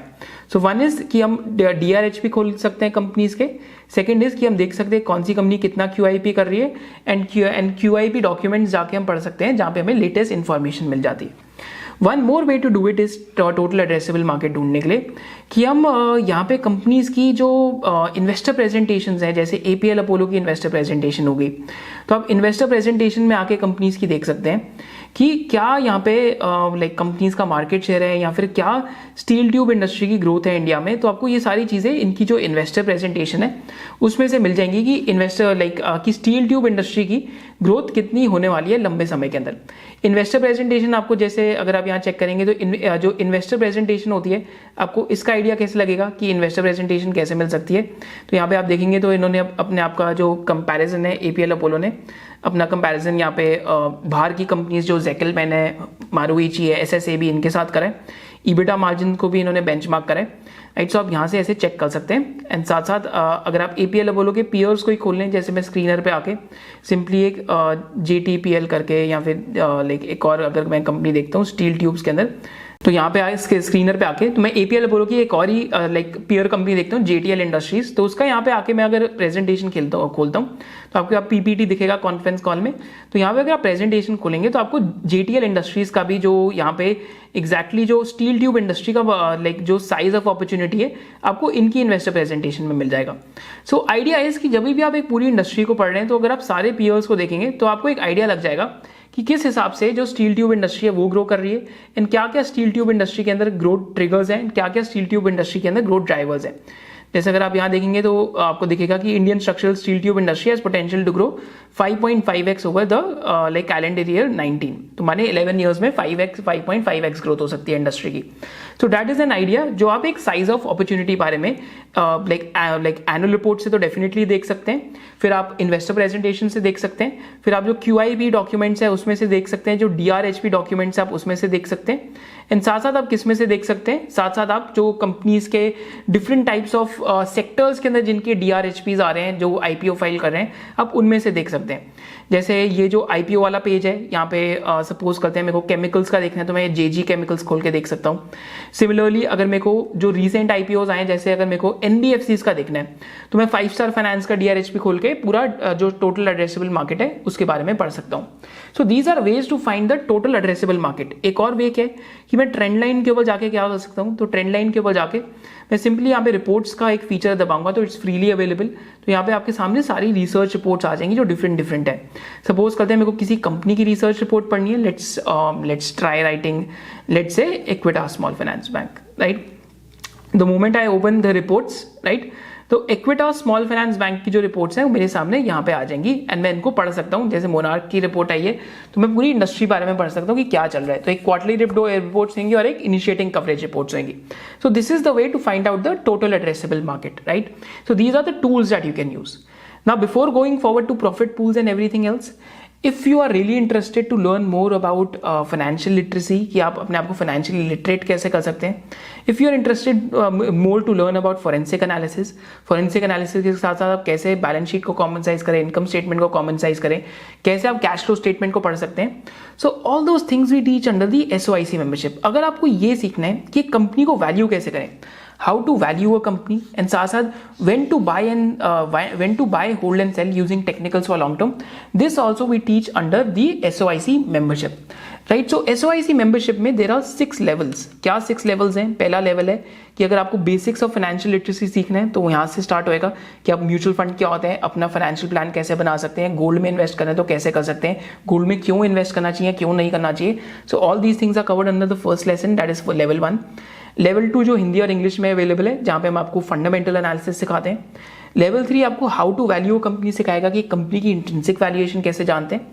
फिर लेवल 4 आपको when to buy, hold and sell सिखाएगा यूजिंग टेक्निकल एनालिसिस। लेवल 5 आपको how to filter and screen stock सिखाएगा। Level 6 will teach you how to become a sectoral expert. And बाद में जो बाकी लेवल्स हैं, यहाँ पे हम every Sunday we try to meet और like once in like 2 weeks और 3 वीक्स हम एक वेबिनार जरूर करते हैं SOIC ट्राइब मेंबर साथ, जो हम हैकाथॉन्स विद SOIC में डाल देते हैं, या तो हम डिफरेंट जो इन्वेस्टर्स के साथ कॉन्वर्जेशन करते हैं तो conversation with India super investors में डाल देते हैं। So the entire membership, right? So if you want to join the membership, right? So you can use the SOIC bonus 10 code, and this membership will teach you when to buy, when to sell, when to exit, क्योंकि exit strategy बहुत investors पास नहीं है। तो membership will typically teach you in level 4 how to exit stocks by being very objective, right? With this we'll go towards the profit pools and industry की segmentation करना क्यों जरूरी है, उसकी तरफ हम सीखने के लिए चलेंगे। तो अब हम जो नेक्स्ट पार्ट में आ रहे हैं, इस नेक्स्ट पार्ट में हम क्या बात करेंगे कि how to segment an industry and how to pick the fastest growing players and the best growing players in an industry. तो एक इंडस्ट्री में सेगमेंटेशन कैसे कर सकते हैं। सपोज करते हैं अगर आज हम QSR इंडस्ट्री की बात करें तो QSR इंडस्ट्री में आप देखेंगे रेस्टोरेंट कंपनीज होंगी, फिर आपकी QSR चेन्स होंगी जो पिज्जा बना रही है, and then there are QSR chains which are selling burgers, and apart from that QSR chains के अंदर different types of business models हैं। पर इन बिजनेस मॉडल्स में से कौन सा बेस्ट बिजनेस मॉडल है उसको हम सेगमेंट करना सीखेंगे, कि ताकि आप एज ए रिटेल इन्वेस्टर ये सारे होमवर्क कैसे कर सकते हैं। हम फुटवेयर सेगमेंट के अंदर भी ये करेंगे, एंड फुटवेयर सेगमेंट में हम देखेंगे कि वैल्यू फुटवेयर सेगमेंट क्या है, प्रीमियम फुटवेयर सेगमेंट क्या है, और मिड प्रीमियम फुटवेयर सेगमेंट क्या है, और स्पोर्ट्स वेयर सेगमेंट क्या है, और इन कैटेगरीज की क्या ग्रोथ है। एंड अक्रॉस द इंडस्ट्रीज हम लोग ये जो सेगमेंटेशन है इसको सीखेंगे। We'll also do this with capital goods, bulk chemicals versus speciality chemicals. Banks को सेगमेंट करना सीखेंगे कि कितने तरीके के बैंक्स हैं, तो स्मॉल फाइनेंस बैंक्स का एक सिंपल एग्जांपल लेंगे। फिर बिल्डिंग मटेरियल कंपनीज को सेगमेंट करेंगे, स्टील ट्यूब कंपनीज को, केबल एंड वायर कंपनीज को। एंड फाइनली आपके लिए मैं एक बहुत इंटरेस्टिंग चीज करूंगा इस वीडियो में, that is volume growth and value growth and volume growth across all FMCG players, ताकि आपके दिमाग में एक कॉन्सेप्ट क्लियर हो जाए कि जब भी आप एक इंडस्ट्री को पढ़ रहे हैं, जब भी आप एक कंपनी को पढ़ रहे हैं, आप सेगमेंटेशन करना and how to pick the fastest और the best growing player over there, and उसको आप वैल्यू भी खुद इंडिपेंडेंटली कर सकते हैं। But this is the purpose of this chapter. तो अब हम इंडस्ट्री सेगमेंटेशन एंड क्या क्या एक इंडस्ट्री के की वेरिएबल्स हैं उसकी बात करेंगे। I think perhaps this will be a very very very important slide, and जितना आप इस स्लाइड को इन डेप्थ पढ़ेंगे उतना आपको और क्लैरिटी आएगी कि डिफरेंट इंडस्ट्रीज में क्या देखना है, because these things people do not generally teach you, but this is a very very important slide, ताकि आप इस स्लाइड से जितना मैक्सिमम लेके जा पाए आप उसमें से लेके जाइए। इन दिस स्लाइड से जो भी आपकी लर्निंग्स होगी वो आप मेरे को कमेंट सेक्शन में जरूर बताना, and if you are loving the video just drop a loved it, and also make sure that you subscribe to the channel, because your subscription helps us to increase our reach as well, and साथ साथ win win हो जाता है, because we are trying to give you the best quality content, and if you find value then also consider subscribing to the channel. So with this I'll start this slide कि आप industry की जो variables हैं उसमें आपको क्या क्या track करना चाहिए। तो इंडस्ट्री की जो की वेरिएबल्स हैं, स्टार्ट करते हैं पहले हॉस्पिटल सेक्टर से, कि आपको हॉस्पिटल सेक्टर के जो की वेरिएबल्स हैं उसमें क्या क्या ट्रैक करना है। तो हॉस्पिटल सेक्टर में जो की वेरिएबल्स हैं दैट इज कि एक हॉस्पिटल क्या ग्रीन फील्ड केपेक्स कर रहा है, ब्राउन फील्ड केपेक्स कर रहा है, मर्जर एंड एक्विजिशन कर रहा है, एंड क्या हॉस्पिटल इंडस्ट्री में कोई रेगुलेशन तो नहीं आ रही जिससे प्राइसिंग कंट्रोल हो जाएगी। तो जनरली अगर एक हॉस्पिटल ग्रीन फील्ड का मतलब क्या होता है, इसको मैं आपको बहुत सरल भाषा में समझाऊंगा। So what is the meaning of green field capex, that you are going to a new city, green field in a new city कर रहे हैं। तो जैसे मैक्स हॉस्पिटल आज अगर दिल्ली में है तो वो आंध्र प्रदेश जाके एक हॉस्पिटल लगा लेते हैं, तो उसके लिए वो एक ग्रीन फील्ड एक्सपेंशन होएगा। कोई भी एंटिटी जब ग्रीन फील्ड एक्सपेंशन करती है तो माने आप नया लैंड लेके एकदम सिरे से एक्सपेंशन कर रहे हैं, तो माने वो लैंड एकदम ग्रीन है, तो whenever you do a new expansion it is known as green field expansion. तो green field expansion within a new city takes close to 6 years to break even, माने 6 साल लग जाते हैं उसको ब्रेक इवन होते होते, क्योंकि बहुत सारे खर्चे आते हैं। इमेजिन कीजिए आज अगर मैं गंगाराम की बात करता हूँ, दिल्ली में लोगों को गंगाराम दिल्ली में बहुत फेमस हॉस्पिटल है, बट गंगाराम अगर एग्जाम्पल लेते हैं कर्नाटका में खुल जाए, या गंगाराम एग्जाम्पल लेते हैं बंगाल में खुल जाए, तो वहां पे गंगाराम को पेशेंट्स लाने में थोड़ा टाइम लगेगा, बिकॉज डॉक्टर्स को आने में टाइम लगेगा और ब्रांड बिल्डिंग में टाइम लगेगा। आइडली 6 साल लग जाते हैं एक ग्रीन फील्ड वाले हॉस्पिटल को नए शहर के अंदर ब्रेक इवन होने के लिए। Second criteria is doing green field within the same city. What is the green field within the same city? जैसे मैक्स हॉस्पिटल का गोल्फ कोर्स रोड पे एक हॉस्पिटल है, तो वो गुड़गांव के अंदर ही एक और हॉस्पिटल खोल दे, बट उसके साथ नहीं वहीं पे ग्रीन फील्ड करके खोल दे। जैसे अगर नारायणा हृदयालय का बैंगलोर में बड़ा फेमस हॉस्पिटल है, तो बैंगलोर में ही एक और हॉस्पिटल लगा दे, right? So that is green field within the same city. Green field within the same city is superior than green field within a new city, because यहाँ पे break even time typically 2 साल के आसपास का होता है, 15 months to 2 years के बीच में, as per different hospital con calls. Then एक टाइप का एक्सपेंशन होता है जिसको हम ब्राउन फील्ड कहते हैं, कि आपका ऑलरेडी हॉस्पिटल बना हुआ है। जैसे मैक्स का साकेत में एक बहुत बड़ा हॉस्पिटल बना हुआ है, जहां पे वो चाहते हैं कि over a period of time वो 2400 बेड्स का हॉस्पिटल बना लेंगे, क्योंकि रिसेंटली उन्होंने जो उसके साथ लैंड था, जेएसएनसी में लैंड था, वो भी अक्वायर हो गया, एंड मैक्स हॉस्पिटल वहीं पे और बिल्डिंग्स खड़ी करके हॉस्पिटल्स के नंबर ऑफ बेड्स बढ़ाते जा रहे हैं। तो माने एक हॉस्पिटल के साथ ही अगर मैं और नंबर ऑफ बेड्स लगा दूं, एक बिल्डिंग या यूनिट खड़ा करके, या तो मैं सेम हॉस्पिटल के अंदर और थोड़ी सी एक्सपेंशन कर दूं बेड्स की, उसको मैं कहता हूं brown field capex. Brown field capex का क्या मतलब है कि लैंड ऑलरेडी ब्राउन हो चुकी है आफ्टर एक्सपेंशंस, एंड वहीं पे मैं और एक्सपेंशंस कर रहा हूं। ब्राउन फील्ड केपेक्स का जो ब्रेक इवन पीरियड है that is typically between anywhere time from 3 to 9 months। इस वजह से it is the best form of capex. तो हॉस्पिटल सेक्टर में हम केपेक्स को ऐसे ब्रेक करते हैं। कई लोग मुझसे पूछते हैं कि यार किम्स का स्टॉक अच्छा क्यों नहीं कर रहा? सिंपल रीजन है, क्योंकि किम्स के बहुत सारे green field within the new cities हैं। क्योंकि green field within the new cities है, तो मार्केट क्या है? स्मार्ट मार्केट क्या है? इंटेलिजेंट मार्केट कहती है कि इनके रिटर्न रेशियोज डिप्रेस ना हो जाए 2-3 साल के लिए। इस वजह से स्टॉक प्राइस डिप्रेस्ड रह रहा है पिछले जब से आईपीओ आया है। तो this is one of the reasons जो आपको सोचना पड़ेगा कि एक सेक्टर के अंदर आपको की वेरिएबल ट्रैक करने तो आने ही चाहिए। देन एग्जाम्पल लेते हैं, FMCG सेक्टर में हमने देखा कि आपको वॉल्यूम ग्रोथ ट्रैक करनी है along with penetration of those particular categories, कि अगर आज पूरी इंडिया मैगी खाती है तो मैगी या नूडल्स की पेनिट्रेशन माने बहुत ज़्यादा है, तो मैगी में 6-7% या 5-6% से ग्रोथ आना बहुत मुश्किल हो जाएगा। सो दैट इज द आइडिया जो आपको FMCG कंपनीज में देखना है। देन केमिकल कंपनीज में आपको क्या देखना है, तो जैसे इस क्वार्टर में आप सारे लोग ये होमवर्क कीजिए कि इस क्वार्टर में आप सुदर्शन केमिकल का मार्जिन उठा लीजिए, आप गुजरात फ्लोरोकेमिकल SRF और नवीन फ्लोरिन का मार्जिन उठा लीजिए। देन आप मार्जिन्स में अगर आप देखना चाहते हैं तो आप नियोजन केमिकल के मार्जिन्स ले लीजिए, आप एल्काइल अमाइंस और बालाजी अमाइंस के मार्जिन्स ले लीजिए, एंड इन सब के आप मार्जिन्स कंपेयर कीजिए और देखिए कि कौन सा ऐसा सब सेक्टर है केमिकल्स के अंदर। अब 10-15 और कंपनीज ले लीजिए, आरती इंडस्ट्रीज ले लीजिए, अब उसमें से बस ये देखिए कि कौन से ऐसे सब सेक्टर में क्या मार्जिन्स बन रहे हैं। जिस कंपनी के मार्जिन्स नॉन वॉलेटाइल है या पूरे सब सेक्टर के मार्जिन्स नॉन वॉलेटाइल है, माने कि वहां पे कोई ना कोई एलिमेंट ऑफ प्राइसिंग पावर है या फिर वहां पे डिमांड बहुत फेवरेबल है, क्योंकि ये एक चैलेंजिंग क्वार्टर था केमिकल इंडस्ट्री के लिए, तो आप वो कर सकते हैं। फिर किस तरीके का केपेक्स कर रही है केमिकल कंपनी, क्या केमिकल कंपनी ऐसा कैपेसिटी एक्सपेंशन कर रही है कि वो नए प्रोडक्ट्स में जा रही है या एग्जिस्टिंग प्रोडक्ट्स में कर रही है। जैसे एग्जांपल देता हूं तो डायनामिक प्रोडक्ट्स एक फूड कलर कंपनी है जिसने 6x केपेक्स करा। माने अगर आज मेरे पास 1 करोड़ का फैक्ट्री था तो मैंने 6 करोड़ की फैक्ट्री लगा दी, बट हुआ क्या, मैं स्पॉट पे बेच रहा था, माने मैं मार्केट में जाके बेच रहा हूं मार्केट के दामों पे, आई am not selling on long term contract supplies. तो केपेक्स क्या हुआ कि डिमांड खराब हो गई, केपेक्स हो गया, तो इस वजह से केपेक्स भी खराब हो गया, डेप्रिसिएशन बढ़ गई, इंटरेस्ट एक्सपेंस बढ़ गया और प्रॉफिट एंड लॉस स्टेटमेंट मेरी किल हो गई। But again after 2 years if it turns तो can be huge, but again this is what you have to track. जैसे नवीन फ्लोरिन ने केपेक्स करा तो वो सारा लॉन्ग टर्म कॉन्ट्रैक्ट्स का था, तो फर्स्ट क्वार्टर से केपेक्स 2 क्वार्टर्स में 100% यूटिलाइजेशन पे। तो केपेक्स भी आपको चेक करना चाहिए कि किस तरीके का केपेक्स है, कौन सी प्रोडक्ट के अंदर केपेक्स हो रहा है, क्या मार्जिन है उस केपेक्स में। देन FMCG की बात कर ली। फिर ऑटो एंसिलरीज में, तो ऑटो एंसिलरीज में बहुत इंपॉर्टेंट बात है कि companies are really good when in particular vertical. जैसे प्रिकॉल की बात करेंगे तो वो ड्राइवर इंफॉर्मेशन सिस्टम में अच्छी है, राइट।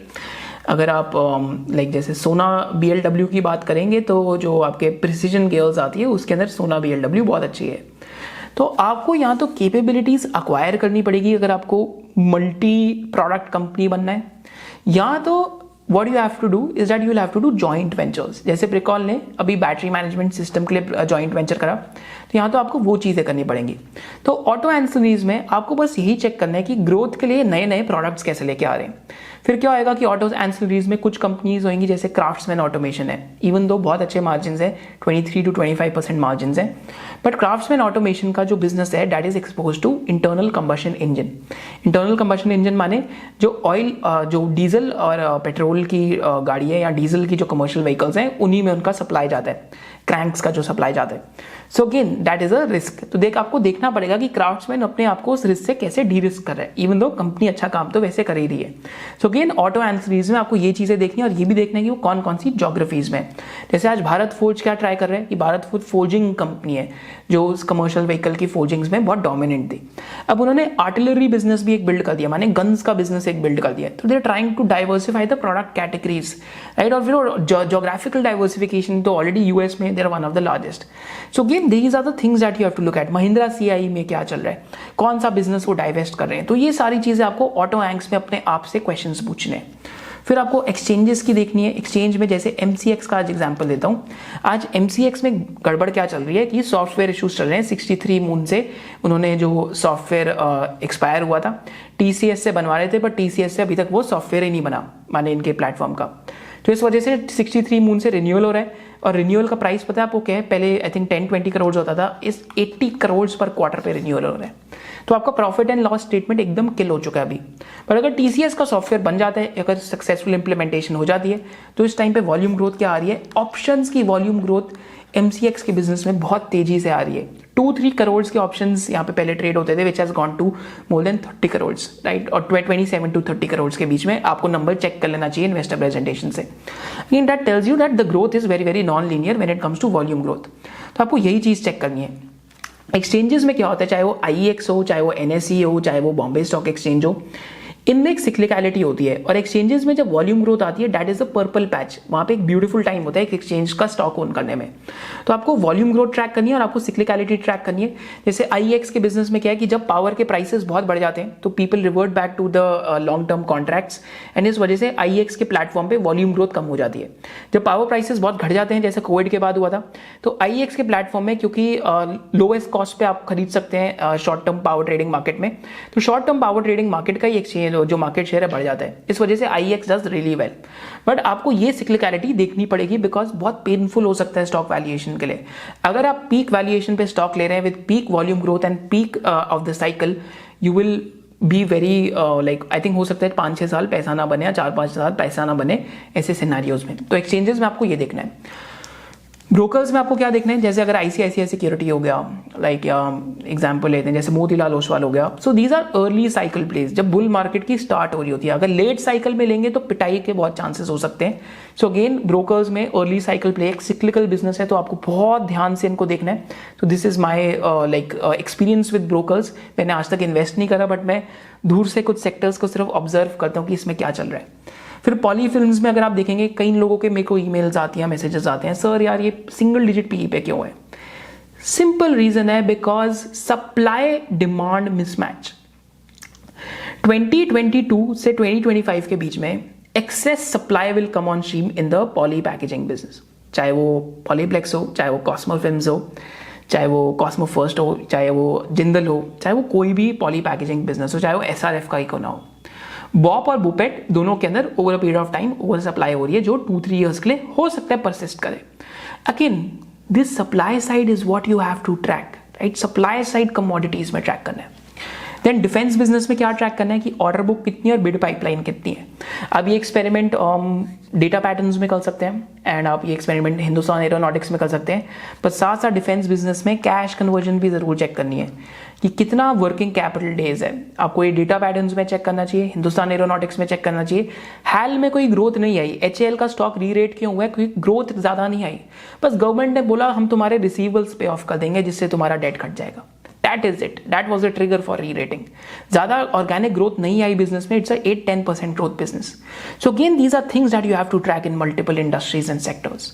सीमेंट बिजनेस में क्या ट्रैक करना है, वैल्यूएशन वाइज EV पर टन ट्रैक करना है कि पर टनेज क्या इंटरप्राइज वैल्यू मिल रही है, और पर किलो रियलाइजेशन ट्रैक करने की पर किलो ईस्टर्न ज्योग्राफी में क्या रियलाइजेशन है, नॉर्दर्न में क्या है, वेस्टर्न में क्या है, सदर्न में क्या है। बेसिकली ये एक रीजनल बिजनेस है जहां पे पर किलो रियलाइजेशन आपकी चेंज होगी। कभी पर पैकेट सीमेंट 250 रुपए का बिक रहा है, कभी 300 रुपए का।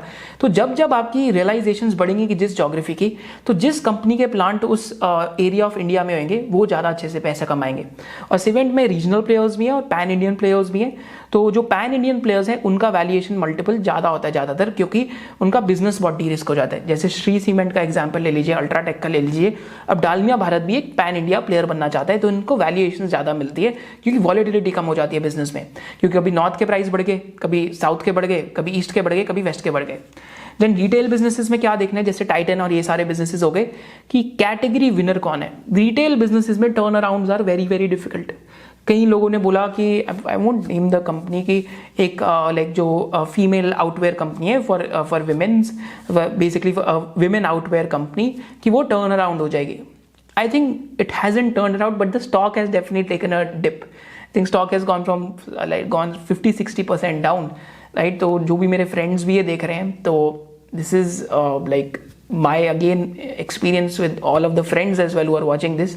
आई नो कि आप सबने वो बिजनेसेस सारे पढ़े हुए हैं, but again if you are not looking at the category winner in a retail business, turn around काफी मुश्किल रहता है, राइट।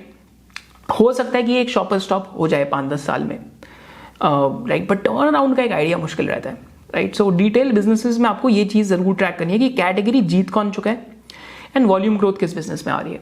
हो सकता है कि एक नया बिजनेस इमर्ज करके आ रहा हो which is doing well, but अगर एक टर्न अराउंड है तो थोड़ा सा एक आइडिया डिफिकल्ट जरूर रहता है टर्न अराउंड का, राइट। हो सकता है कि एक वन ऑफ द कंपनीज जिसमें डी मर्जर हो रहा है फुटवेयर में, वहां पे शायद से हो turn around, but again these things you have to be very very cautious of. तो आपको बिजनेसेस में ये ट्रैक करना है। तो रिटेल बिजनेस में मैं तो सजेस्ट करता हूँ कि रिटेल किंग कौन है, that is all over the world. अगर आपको लग्जरी रिटेल पढ़ना है, दैट इज LVMH। आपको एक पॉडकास्ट है एक्वायरर्स मल्टीपल पे जो 3 घंटे का है, it is pure gold in the history of luxury industry, जो आपको सुनना चाहिए। देन न्यू एज बिजनेसेस में आपको क्या करना चाहिए, चाहे वो जोमेटो हो, पॉलिसी बाजार हो, नायका हो, आपको देखना है कि ब्रेक इवन कब कर रहे हैं, कंट्रीब्यूशन मार्जिन कब बढ़ रहे हैं और पाथ टू प्रॉफिटेबिलिटी क्या है। अगेन मैं जोमेटो ओन नहीं करता, standard disclaimer for all of you, ना ही मैं नायका ओन करता हूँ, standard disclaimer for all of you. तो आपको जाके ये चीज़ें देखनी चाहिए कि न्यू एज बिजनेस में वो ब्रेक इवन कब कर रहे हैं और पाथ टू प्रॉफिटेबिलिटी क्या है। हो सकता है अगर आपके सर्कल ऑफ कॉम्पिटेंस से बाहर है तो उसको बाहर ही निकाल दीजिए। QSR बिजनेस में क्या देखना है, सेम स्टोर सेल्स ग्रोथ कितनी है, कि एक स्टोर से जो पुराना स्टोर है, सपोज करते हैं आज से 3 साल पहले स्टोर लगाया, राइट, अगर उस स्टोर में ग्रोथ नहीं आ रही तो उसका आपको पता है मतलब क्या है, कि आपका मेन्यू काम करना बंद कर गया, you are not even keeping up with India's growth rate. It means your menu needs renovation और इनोवेशन। तो दिस इज द आइडिया कि आपको QSR बिजनेस में सारी QSR कंपनीज के सेम स्टोर सेल्स ग्रोथ निकाल के देखनी चाहिए, कि ग्रोथ सिर्फ स्टोर के एडिशन से आ रही है या फिर सेम स्टोर सेल्स ग्रोथ भी आ रही है, because same store sales growth is higher quality of growth in QSR business. That is what you have to check. And finally, format risk in QSR. I can't stress enough on this format risk, because problem क्या है, लोग सोचते हैं कि आज India वाला कोई QSR chain Indonesia जाके कोई चेन लगा लेगा, श्रीलंका जाके चेन लगा लेगा, या तो कोई और चेन ले आएगा। आसान नहीं है। Just look at Jubilant Food Works, in spite of trying Hong's Kitchen for so many years now, scale कहाँ है, राइट? स्केल नहीं है क्योंकि मुश्किल है, फॉर्मेट रिस्क ले रहे हो आप। अगर आप सेम फॉर्मेट के अंदर आप मल्टीपल आइटम सक्सेसफुली कर पाओ, that is a much lesser risk to the growth of the business in the long run. These are the variables of businesses that you have to track, and believe me, this one slide has come after years of experience.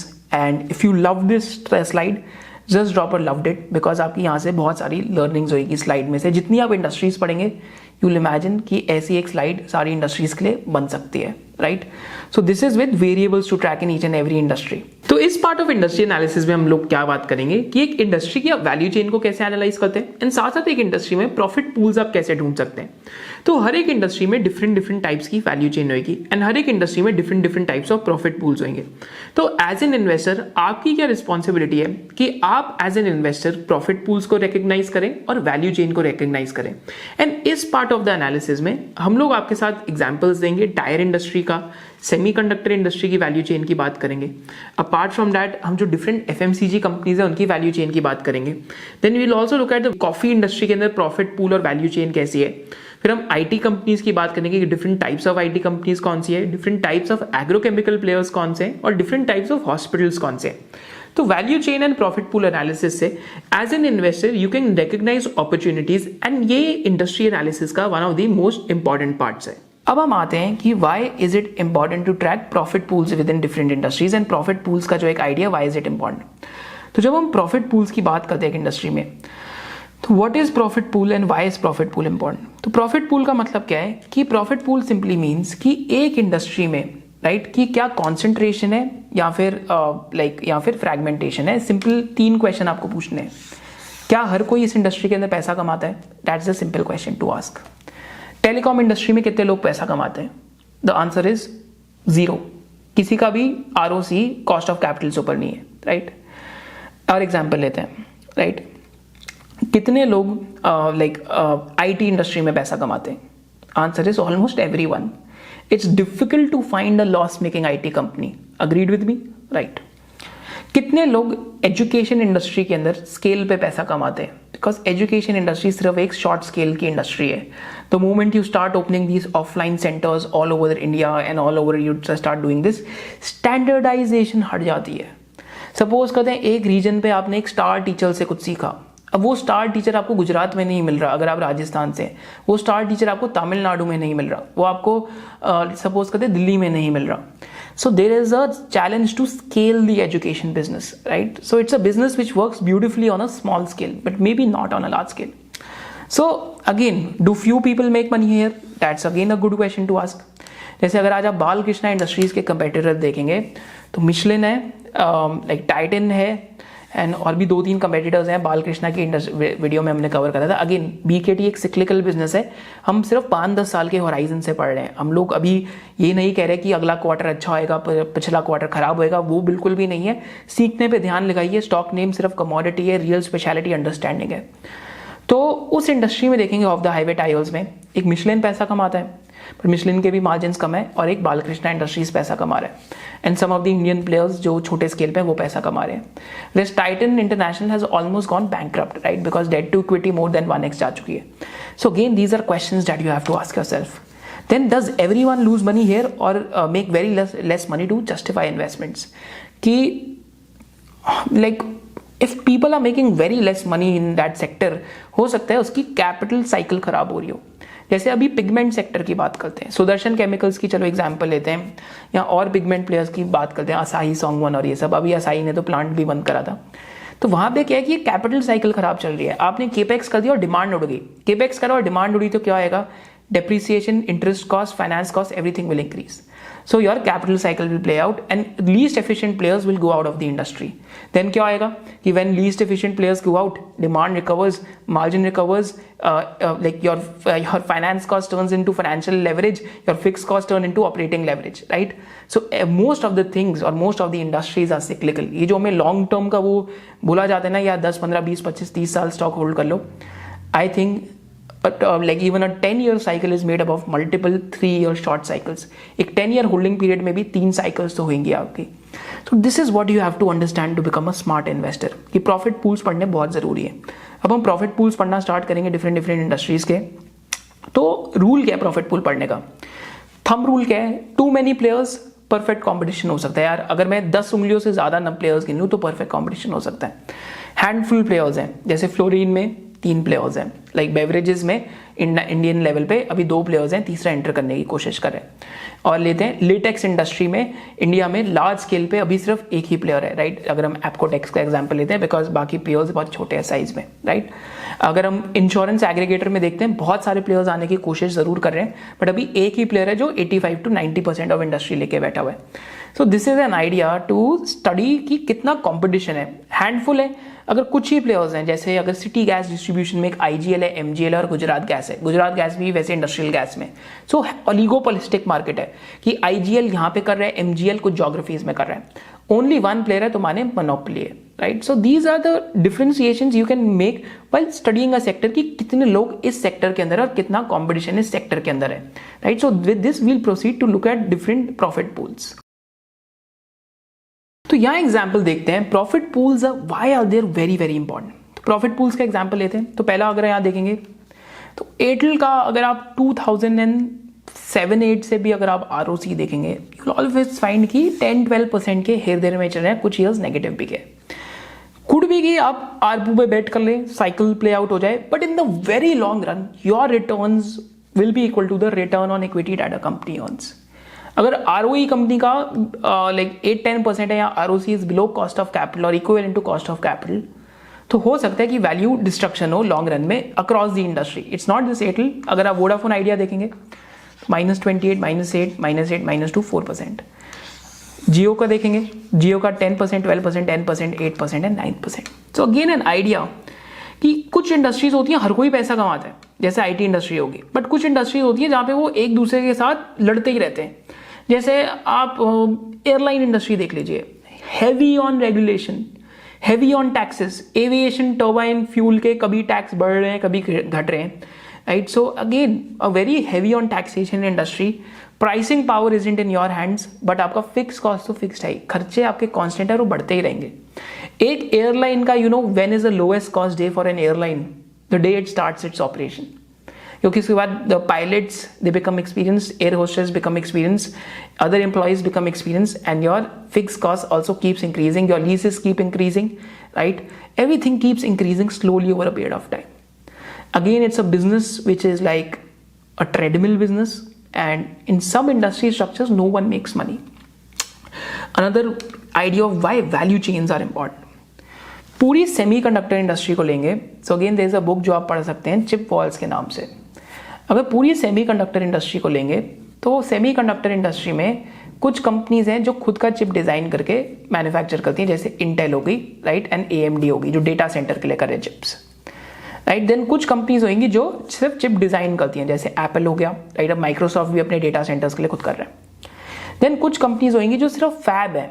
Fab क्या माने? Fabulous contract manufacturers, like TSMC हो गया आपका, Taiwan semiconductor manufacturing के अलावा global foundries हो गया जो बहुत लो टेक फैब है अब, राइट। एंड साथ साथ सैमसंग हो गया, सैमसंग खुद के चिप डिजाइन भी करता है, मैन्युफैक्चर भी करता है, कॉन्ट्रैक्ट मैन्युफैक्चरिंग भी करता है, राइट। तो ये आपकी पूरी इंडस्ट्री है। पर सेमीकंडक्टर इंडस्ट्री क्या है? सिक्लिकल, क्योंकि सप्लाई बहुत तेजी से ऊपर आ जाती है एंड डिमांड ग्रो करती है 10-12% पे, पर कभी कभी सप्लाई 20-25% पे ग्रो कर जाती है।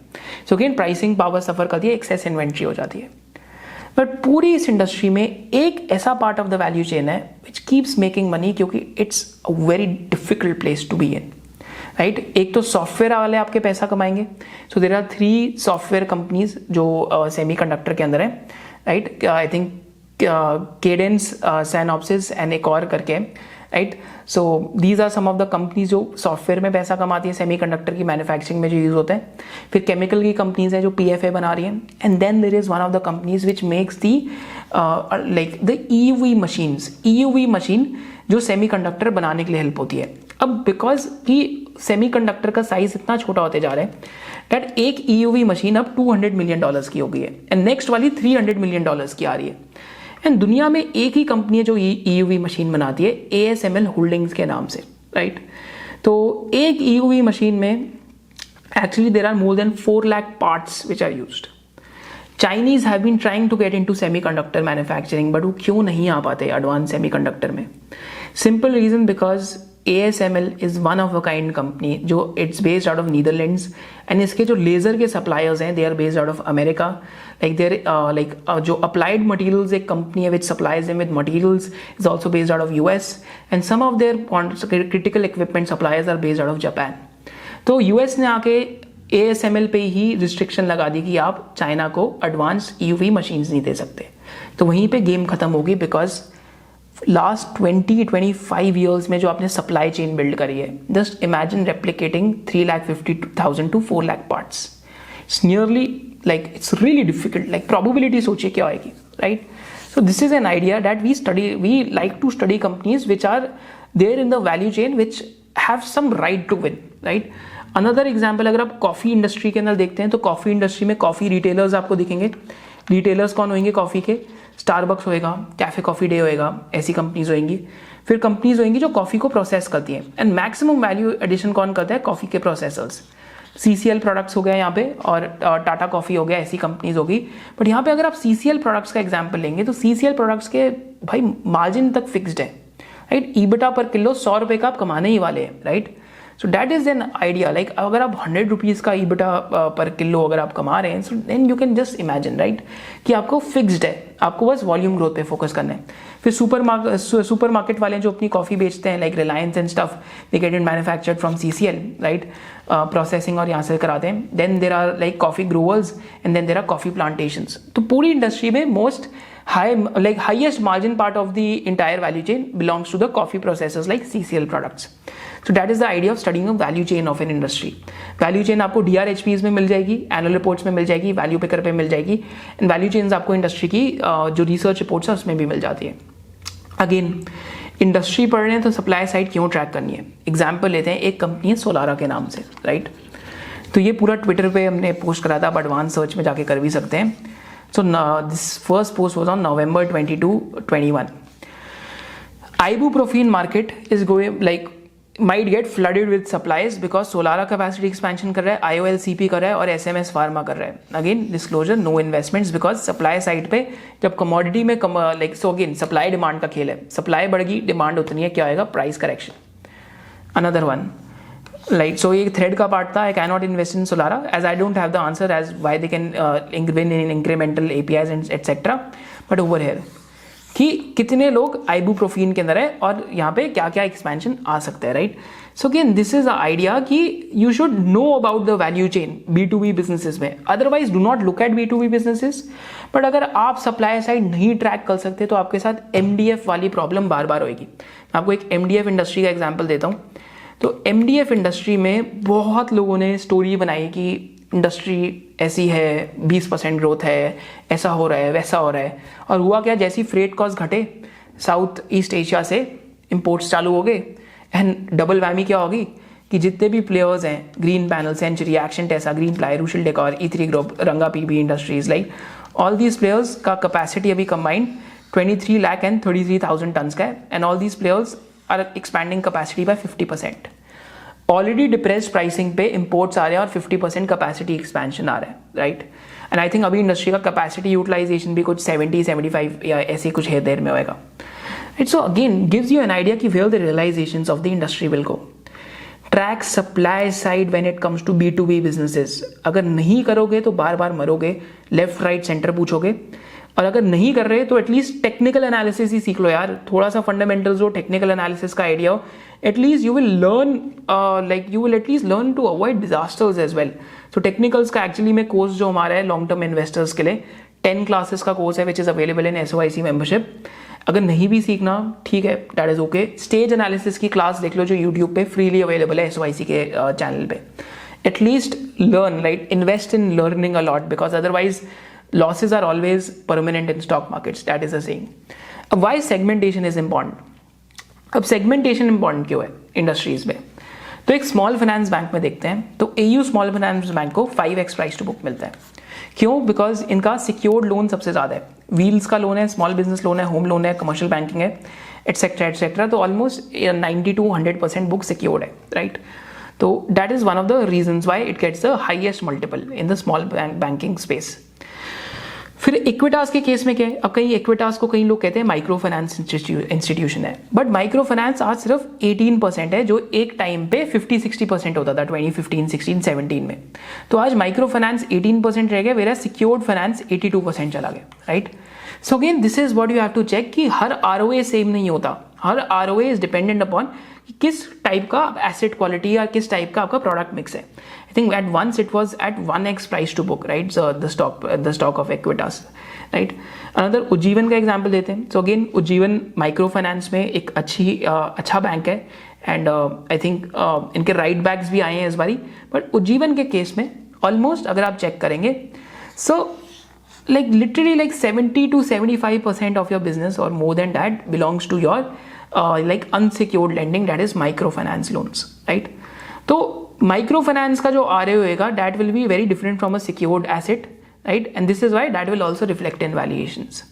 तो सेगमेंटेशन करना एक इंडस्ट्री के प्रोडक्ट मिक्स के हिसाब से अगर आप नहीं करेंगे तो आप हमेशा सोचेंगे कि एक कंपनी की वैल्यूएशन ऊपर है, नीचे है, ऐसा क्यों है।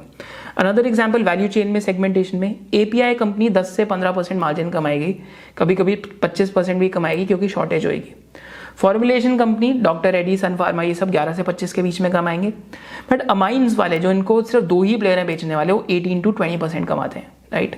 अमाइंस भी तब कम कमाएंगे जब दोनों इंडस्ट्री सफर कर रही होंगी। So this is something that you have to remember कि profitability analysis also helps within an industry. जैसे हमने कॉफी प्रोसेसिंग में करा, ASML का देखा, सिमिलरली हमने सेगमेंटेशन में स्मॉल बैंक्स का देखा। अब वैल्यू चेन में similarly you can look at a pharma industry as an example. Hospitals में अगर आप देखेंगे तो हॉस्पिटल में अगर सुपर स्पेशलिटी हॉस्पिटल्स देखेंगे, right. So again these are ideas जो आप इंडिपेंडेंटली कीजिए, आपको ये सिखाने का पर्पज है कि आप इंडिपेंडेंटली करें। मल्टी स्पेशलिटी हॉस्पिटल का क्या मार्जिन है? किम्स का देखते हैं 27%, मैक्स का 27%, नारायणा का 23%, सुपर स्पेशलिटी में रेनबो का 35%, HCG का 17%, शैल्बी का 17%। आई थिंक ये जो मार्जिन हैं दीज आर पोस्ट इंडेस, प्री इंडेस आप अलग से कर सकते हैं। तो this gives you N idea कि हो सकता है कि सुपर स्पेशलिटी में रेनबो ज़्यादा पैसे क्यों कमा रहे हैं, तो आप रीज़न ढूंढ सकते हैं। ज़रूरी नहीं कि आप स्टॉक को पढ़ें या ना पढ़ें, but this should at least peak your curiosity कि यार मैं रेनबो को जाके पढ़ूँ। अगर मेरे को यहाँ पढ़ना है तो मैं मैक्स, किम्स या फिर मैं नारायणा या ग्लोबल हेल्थ को जाके क्यों पढ़ूँ, राइट। अगर bottom of the quartile margin वालों को पढ़ना है तो यहाँ पे जाके मैं बॉटम क्वार्टाइल मार्जिन वाले को क्यों पढ़ूँ। So this is the idea that you can adopt from industry value chain analysis. Similar example, अब एक शंट रेजिस्टर की कंपनी है इंडिया में, मैं नाम नहीं लेता बिकॉज काफ़ी छोटी कंपनी है। तो just as an example, shunt resistor का यूज बैटरी मैनेजमेंट सिस्टम के अंदर हो रहा है, एंड शंट्स का जो यूसेज है it is expected to go up by 14-15x as electric vehicle का अडॉप्शन बढ़ता है, राइट। और स्मार्ट मीटर्स में भी शंट्स यूज हो रहे हैं। ये कंपनी 25% EBITDA मार्जिन करती है, राइट, एंड बहुत कंसिस्टेंटली 25% EBITDA मार्जिन कर रही है। अब इसी वैल्यू चेन में एक और कंपनी है which is into smart metering applications, right, so that is also वो जो शंट्स यूज करके कुछ और बनाती है, सो वो भी आप कंपनी देख सकते हैं। Both are very small companies, this is I am not taking the names, but this again it's an example की वैल्यू चेन एनालिसिस से आपको क्या बेनिफिट मिलता है। Another example of value chain analysis कि एक पेंट के डब्बे में क्या क्या लगता है, पिगमेंट्स लगते हैं, बाइंडर लगता है, एडिटिव्स लगते हैं, लिक्विड लगता है और टाइटेनियम डाइऑक्साइड लगता है, राइट, TiO2 के नाम से जिसको कहते हैं। तो टाइटेनियम डाइऑक्साइड की एक फैसिलिटी आ रही है, कंपनी जो बना रही है केमिकल की, हो सकता है उस कंपनी में गवर्नेंस इश्यूज पास्ट में बहुत थे, इसलिए हम ज्यादा बात नहीं करते। पिगमेंट्स के अंदर आपको पता है सुदर्शन केमिकल्स हैं, right, so again this is again value chain analysis. Then paint का डब्बा भी तो कोई बनाने वाली कंपनी होगी, तो पेंट का डब्बा बनाने वाली कंपनी कौन सी है, which is the company which makes the boxes for the paints, that is simply a company by the name of Moltek packaging, right. So Moltek packaging paints के बॉक्सेस बनाती है, मेडिसिन के लिए बना रही है अब, and also for FMCG consumers भी बना रही है, like customers. So again this is an idea, right, so this is an idea where you can actually check कि EBITDA पर किलो क्या जा रहा है, राइट, कि कंसिस्टेंट है मार्जिन या नहीं है। All those experiments you can do by looking और studying such companies, right. So this is again an idea कि 54% पेंट से बिजनेस है, 22% लुब्रिकेंट से, 24% FMCG से। Then again value chain analysis में अगर देखते हैं तो अगर एक 2 व्हीलर बन रही है तो नई 2 व्हीलर्स में क्या हो रहा है, LED लाइट्स आ रही हैं which is replacing halogen lights, right. So again value chain analysis में एक कंपनी है FEM करके विच is the market leader in these products. So again, worth studying, right? It becomes the first point of studying, right? So this is the entire idea of learning how to do industry analysis from scratch, right? फिर एक बहुत important idea आता है जब आप analyse कर रहे हैं तो weather a company has pricing power और नॉट। तो प्राइसिंग पावर है क्या कंपनी पास या नहीं है, that is very very important. जैसे दीपक नाइट्राइट के केस में, क्योंकि फिनॉल एक बल्क कमोडिटी है, इस वजह से यहाँ पे प्राइसिंग पावर नहीं है, मार्जिन वेरी करेंगे, ऊपर नीचे जाएंगे। अगर आप देखेंगे 12% के मार्जिन 29% के जो वापस बैक टू 8, 11, 12, 13% है, क्योंकि जो फिनॉल के प्राइसेस हैं उसकी वजह से आपकी जो प्राइसिंग पावर है वो इंपैक्टेड रहती है। Another example Borosil renewable, another retail favourite stock.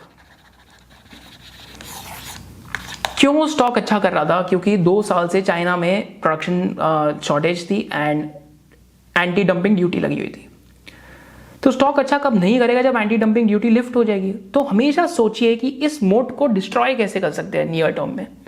तो again that's an idea, if you do not have control over the pricing of the product और your margins, then your destiny will always depend in the hands of the stranger.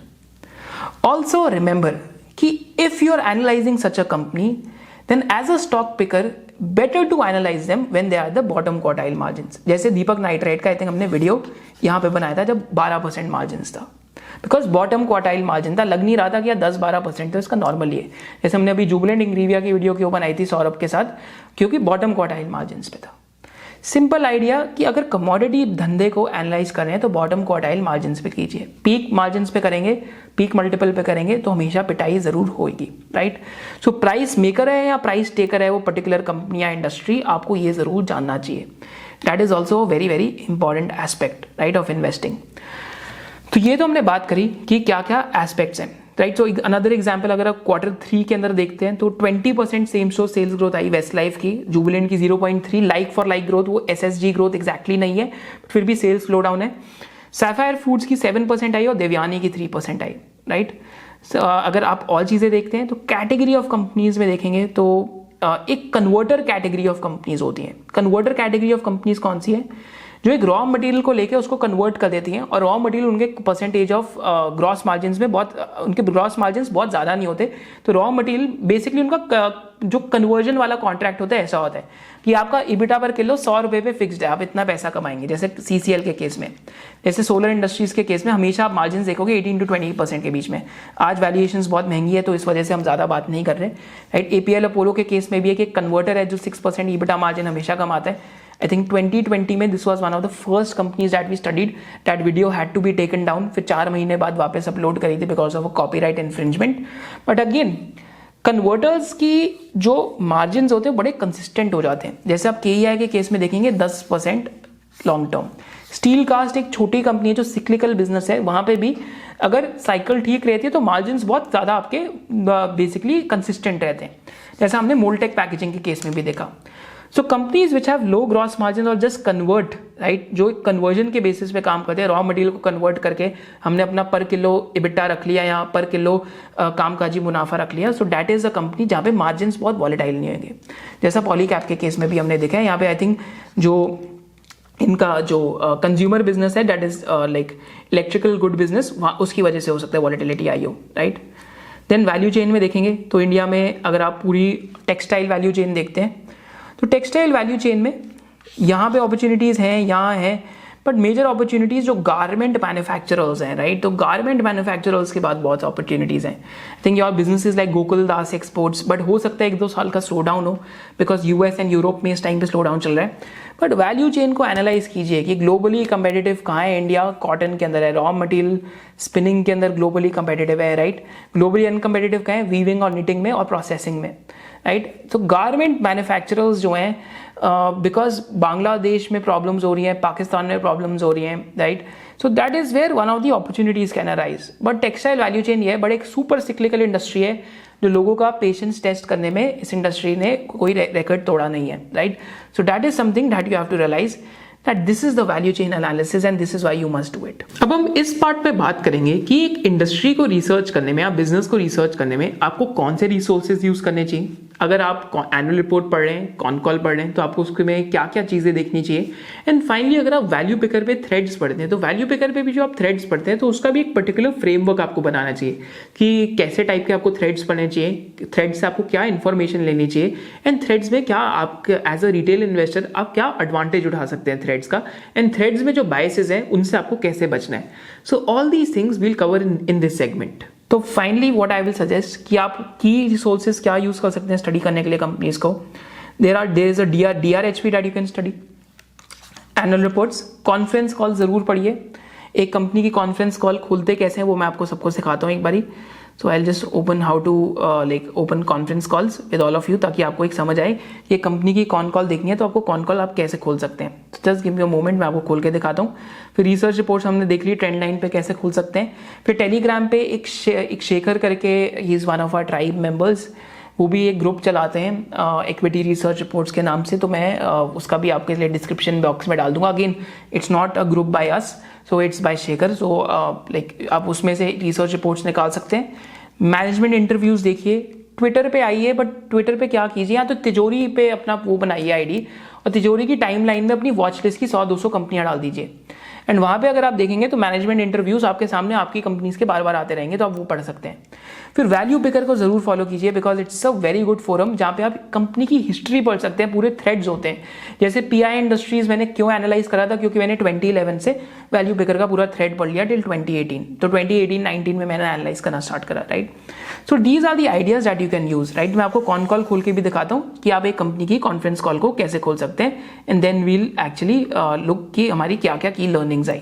तो अगर आपको किसी भी company की conference call खोलनी है तो आप यहाँ तो वैसे आ सकते हैं, जैसे सपोज करते हैं नवीन फ्लोरिन की खोलनी है तो यहाँ पे आप स्क्रीनर पे आके नीचे यहाँ बॉटम राइट पे खोल सकते हैं। अगर किसी साल की कॉन्फ्रेंस कॉल नहीं मिल रही या किसी क्वार्टर की नहीं मिल रही तो simply go to the website of the companies, and website पे जाके आप क्या कर सकते हैं कि वेबसाइट पे you can just simply open the website and investor care में जाके अगर आप क्लिक करेंगे, इन्वेस्टर प्रेजेंटेशन में क्लिक करते हैं तो यहाँ पे आपको सारी कंपनीज की जो कॉन्फ्रेंस कॉल्स हैं लाइक एनालिस्ट प्रेजेंटेशंस मिल जाएंगे, एंड साथ साथ यहाँ पे कॉन्फ्रेंस कॉल का भी कहीं ना कहीं आपको जरूर मिल ही जाएगा। आई थिंक इन्वेस्टर इन्फॉर्मेशन में आपको मिल जाएगा, right. So all conference calls of the companies you can just find on the company website, right. So let me just actually open this one, Naveen fluorine con calls website, right. तो नवीन fluorine की जो website है उस पर आपको conference calls यहाँ पे सारी की सारी मिल जाएंगी, right.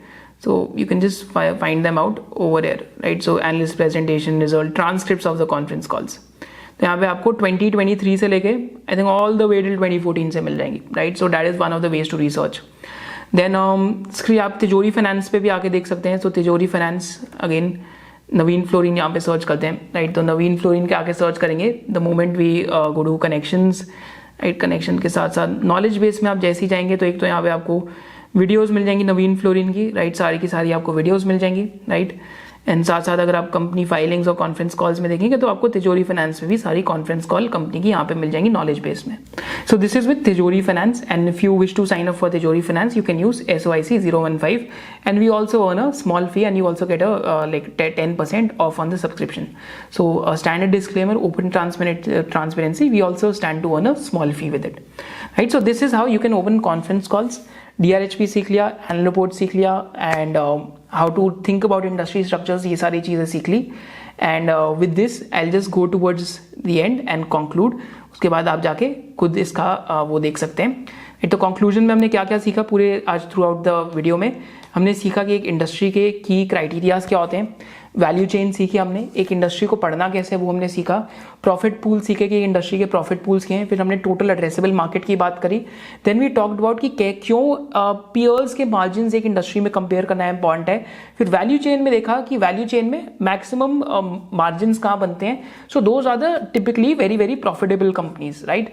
So that is an idea that you can borrow from this entire video. आपकी जो भी लर्निंग्स थी इस वीडियो से, just drop them in the comment section below, and that will help you and help me as well to get feedback. And आप इन सारी companies का mind map बना सकते हैं जब भी आप पढ़ रहे हैं. एंड वो माइंड मैप बनाना मैं आपको डेफिनेटली फ्यूचर की किसी ना किसी वीडियो में जरूर सिखाऊंगा. So this was the second part of how to do industry analysis. First part हमने आज से 2-3 साल पहले करा था. Hopefully you loved the session. If you loved the session, do smash the like button and also subscribe to the channel, because our purpose is to add maximum value to your investing journey. Thank you so much for joining us. Assuming अगर आपने video and तक देखी है तो hats off to you. तो इस comment section में आपकी इस वीडियो से जो भी 5 की लर्निंग्स या 5 की लर्निंग्स नीचे मेंशन कर दीजिए कि आपने इस वीडियो से ये चीजें सीखी, and this video will help you in your investing journey. इसके साथ साथ if you want to learn कि एक कंपनी को वैल्यू कैसे करते हैं, आपने तो अभी सीखा इंडस्ट्री की रिसर्च कैसे करते हैं, but when to buy, when to sell and till how long to ride, all of that is a part of valuations. Second चीज अगर आपको ये सीखना है कि एक कंपनी के फाइनेंशियल रेशियोज में क्या देखना होता है कि ग्रॉस प्रॉफिट मार्जिन कैसे कैलकुलेट होता है, ईबिटा मार्जिन कैसे कैलकुलेट होता है, आप कंपनी के जो फाइनेंशियल शेनानिगन्स है वो कैसे चेक कर सकते हैं. So that is a part of fundamental boot camp. And finally if you want to learn कि SOIC चेकलिस्ट लगा के आप एक कंपनी के स्टॉक सिलेक्शन फ्रेमवर्क पे कैसे कर सकते हैं. So that's a part of SOIC checklist, जहां पे क्लोज टू 25 पॉइंटर्स हैं चेकलिस्ट में, which will help you a lot to structure your framework of researching a company. So all these 3 things, how to value, fundamentals कैसे देखते हैं company के, and साथ साथ SOIC checklist. So all these 3 things एक separate course का part है which is known as SOIC mastering the fundamentals. And mastering जो फंडामेंटल्स कोर्स है सिर्फ इस वीडियो के जो व्यूअर्स हैं उनके लिए अवेलेबल है. एंड अगर आपको इस कोर्स के लिए रजिस्टर करना है, so it's a very limited time offer, and link for this course is there in the description below. And this course will teach you everything about fundamental analysis from scratch till the point जब आपको when to buy, when to sell and till how long to ride भी एकदम अच्छे से समझ आ जाएगा. And साथ साथ SOIC चेकलिस्ट भी आपको समझ आएगी. With this, thank you so much for joining us. Hope to see in the next business analysis of SOIC, and hopefully हम आपके साथ ऐसे और भी डिटेल्ड वीडियोस फ्यूचर में भी लाते रहें. Thank you so much for joining us. Hope to see in the next video. Jai Hind.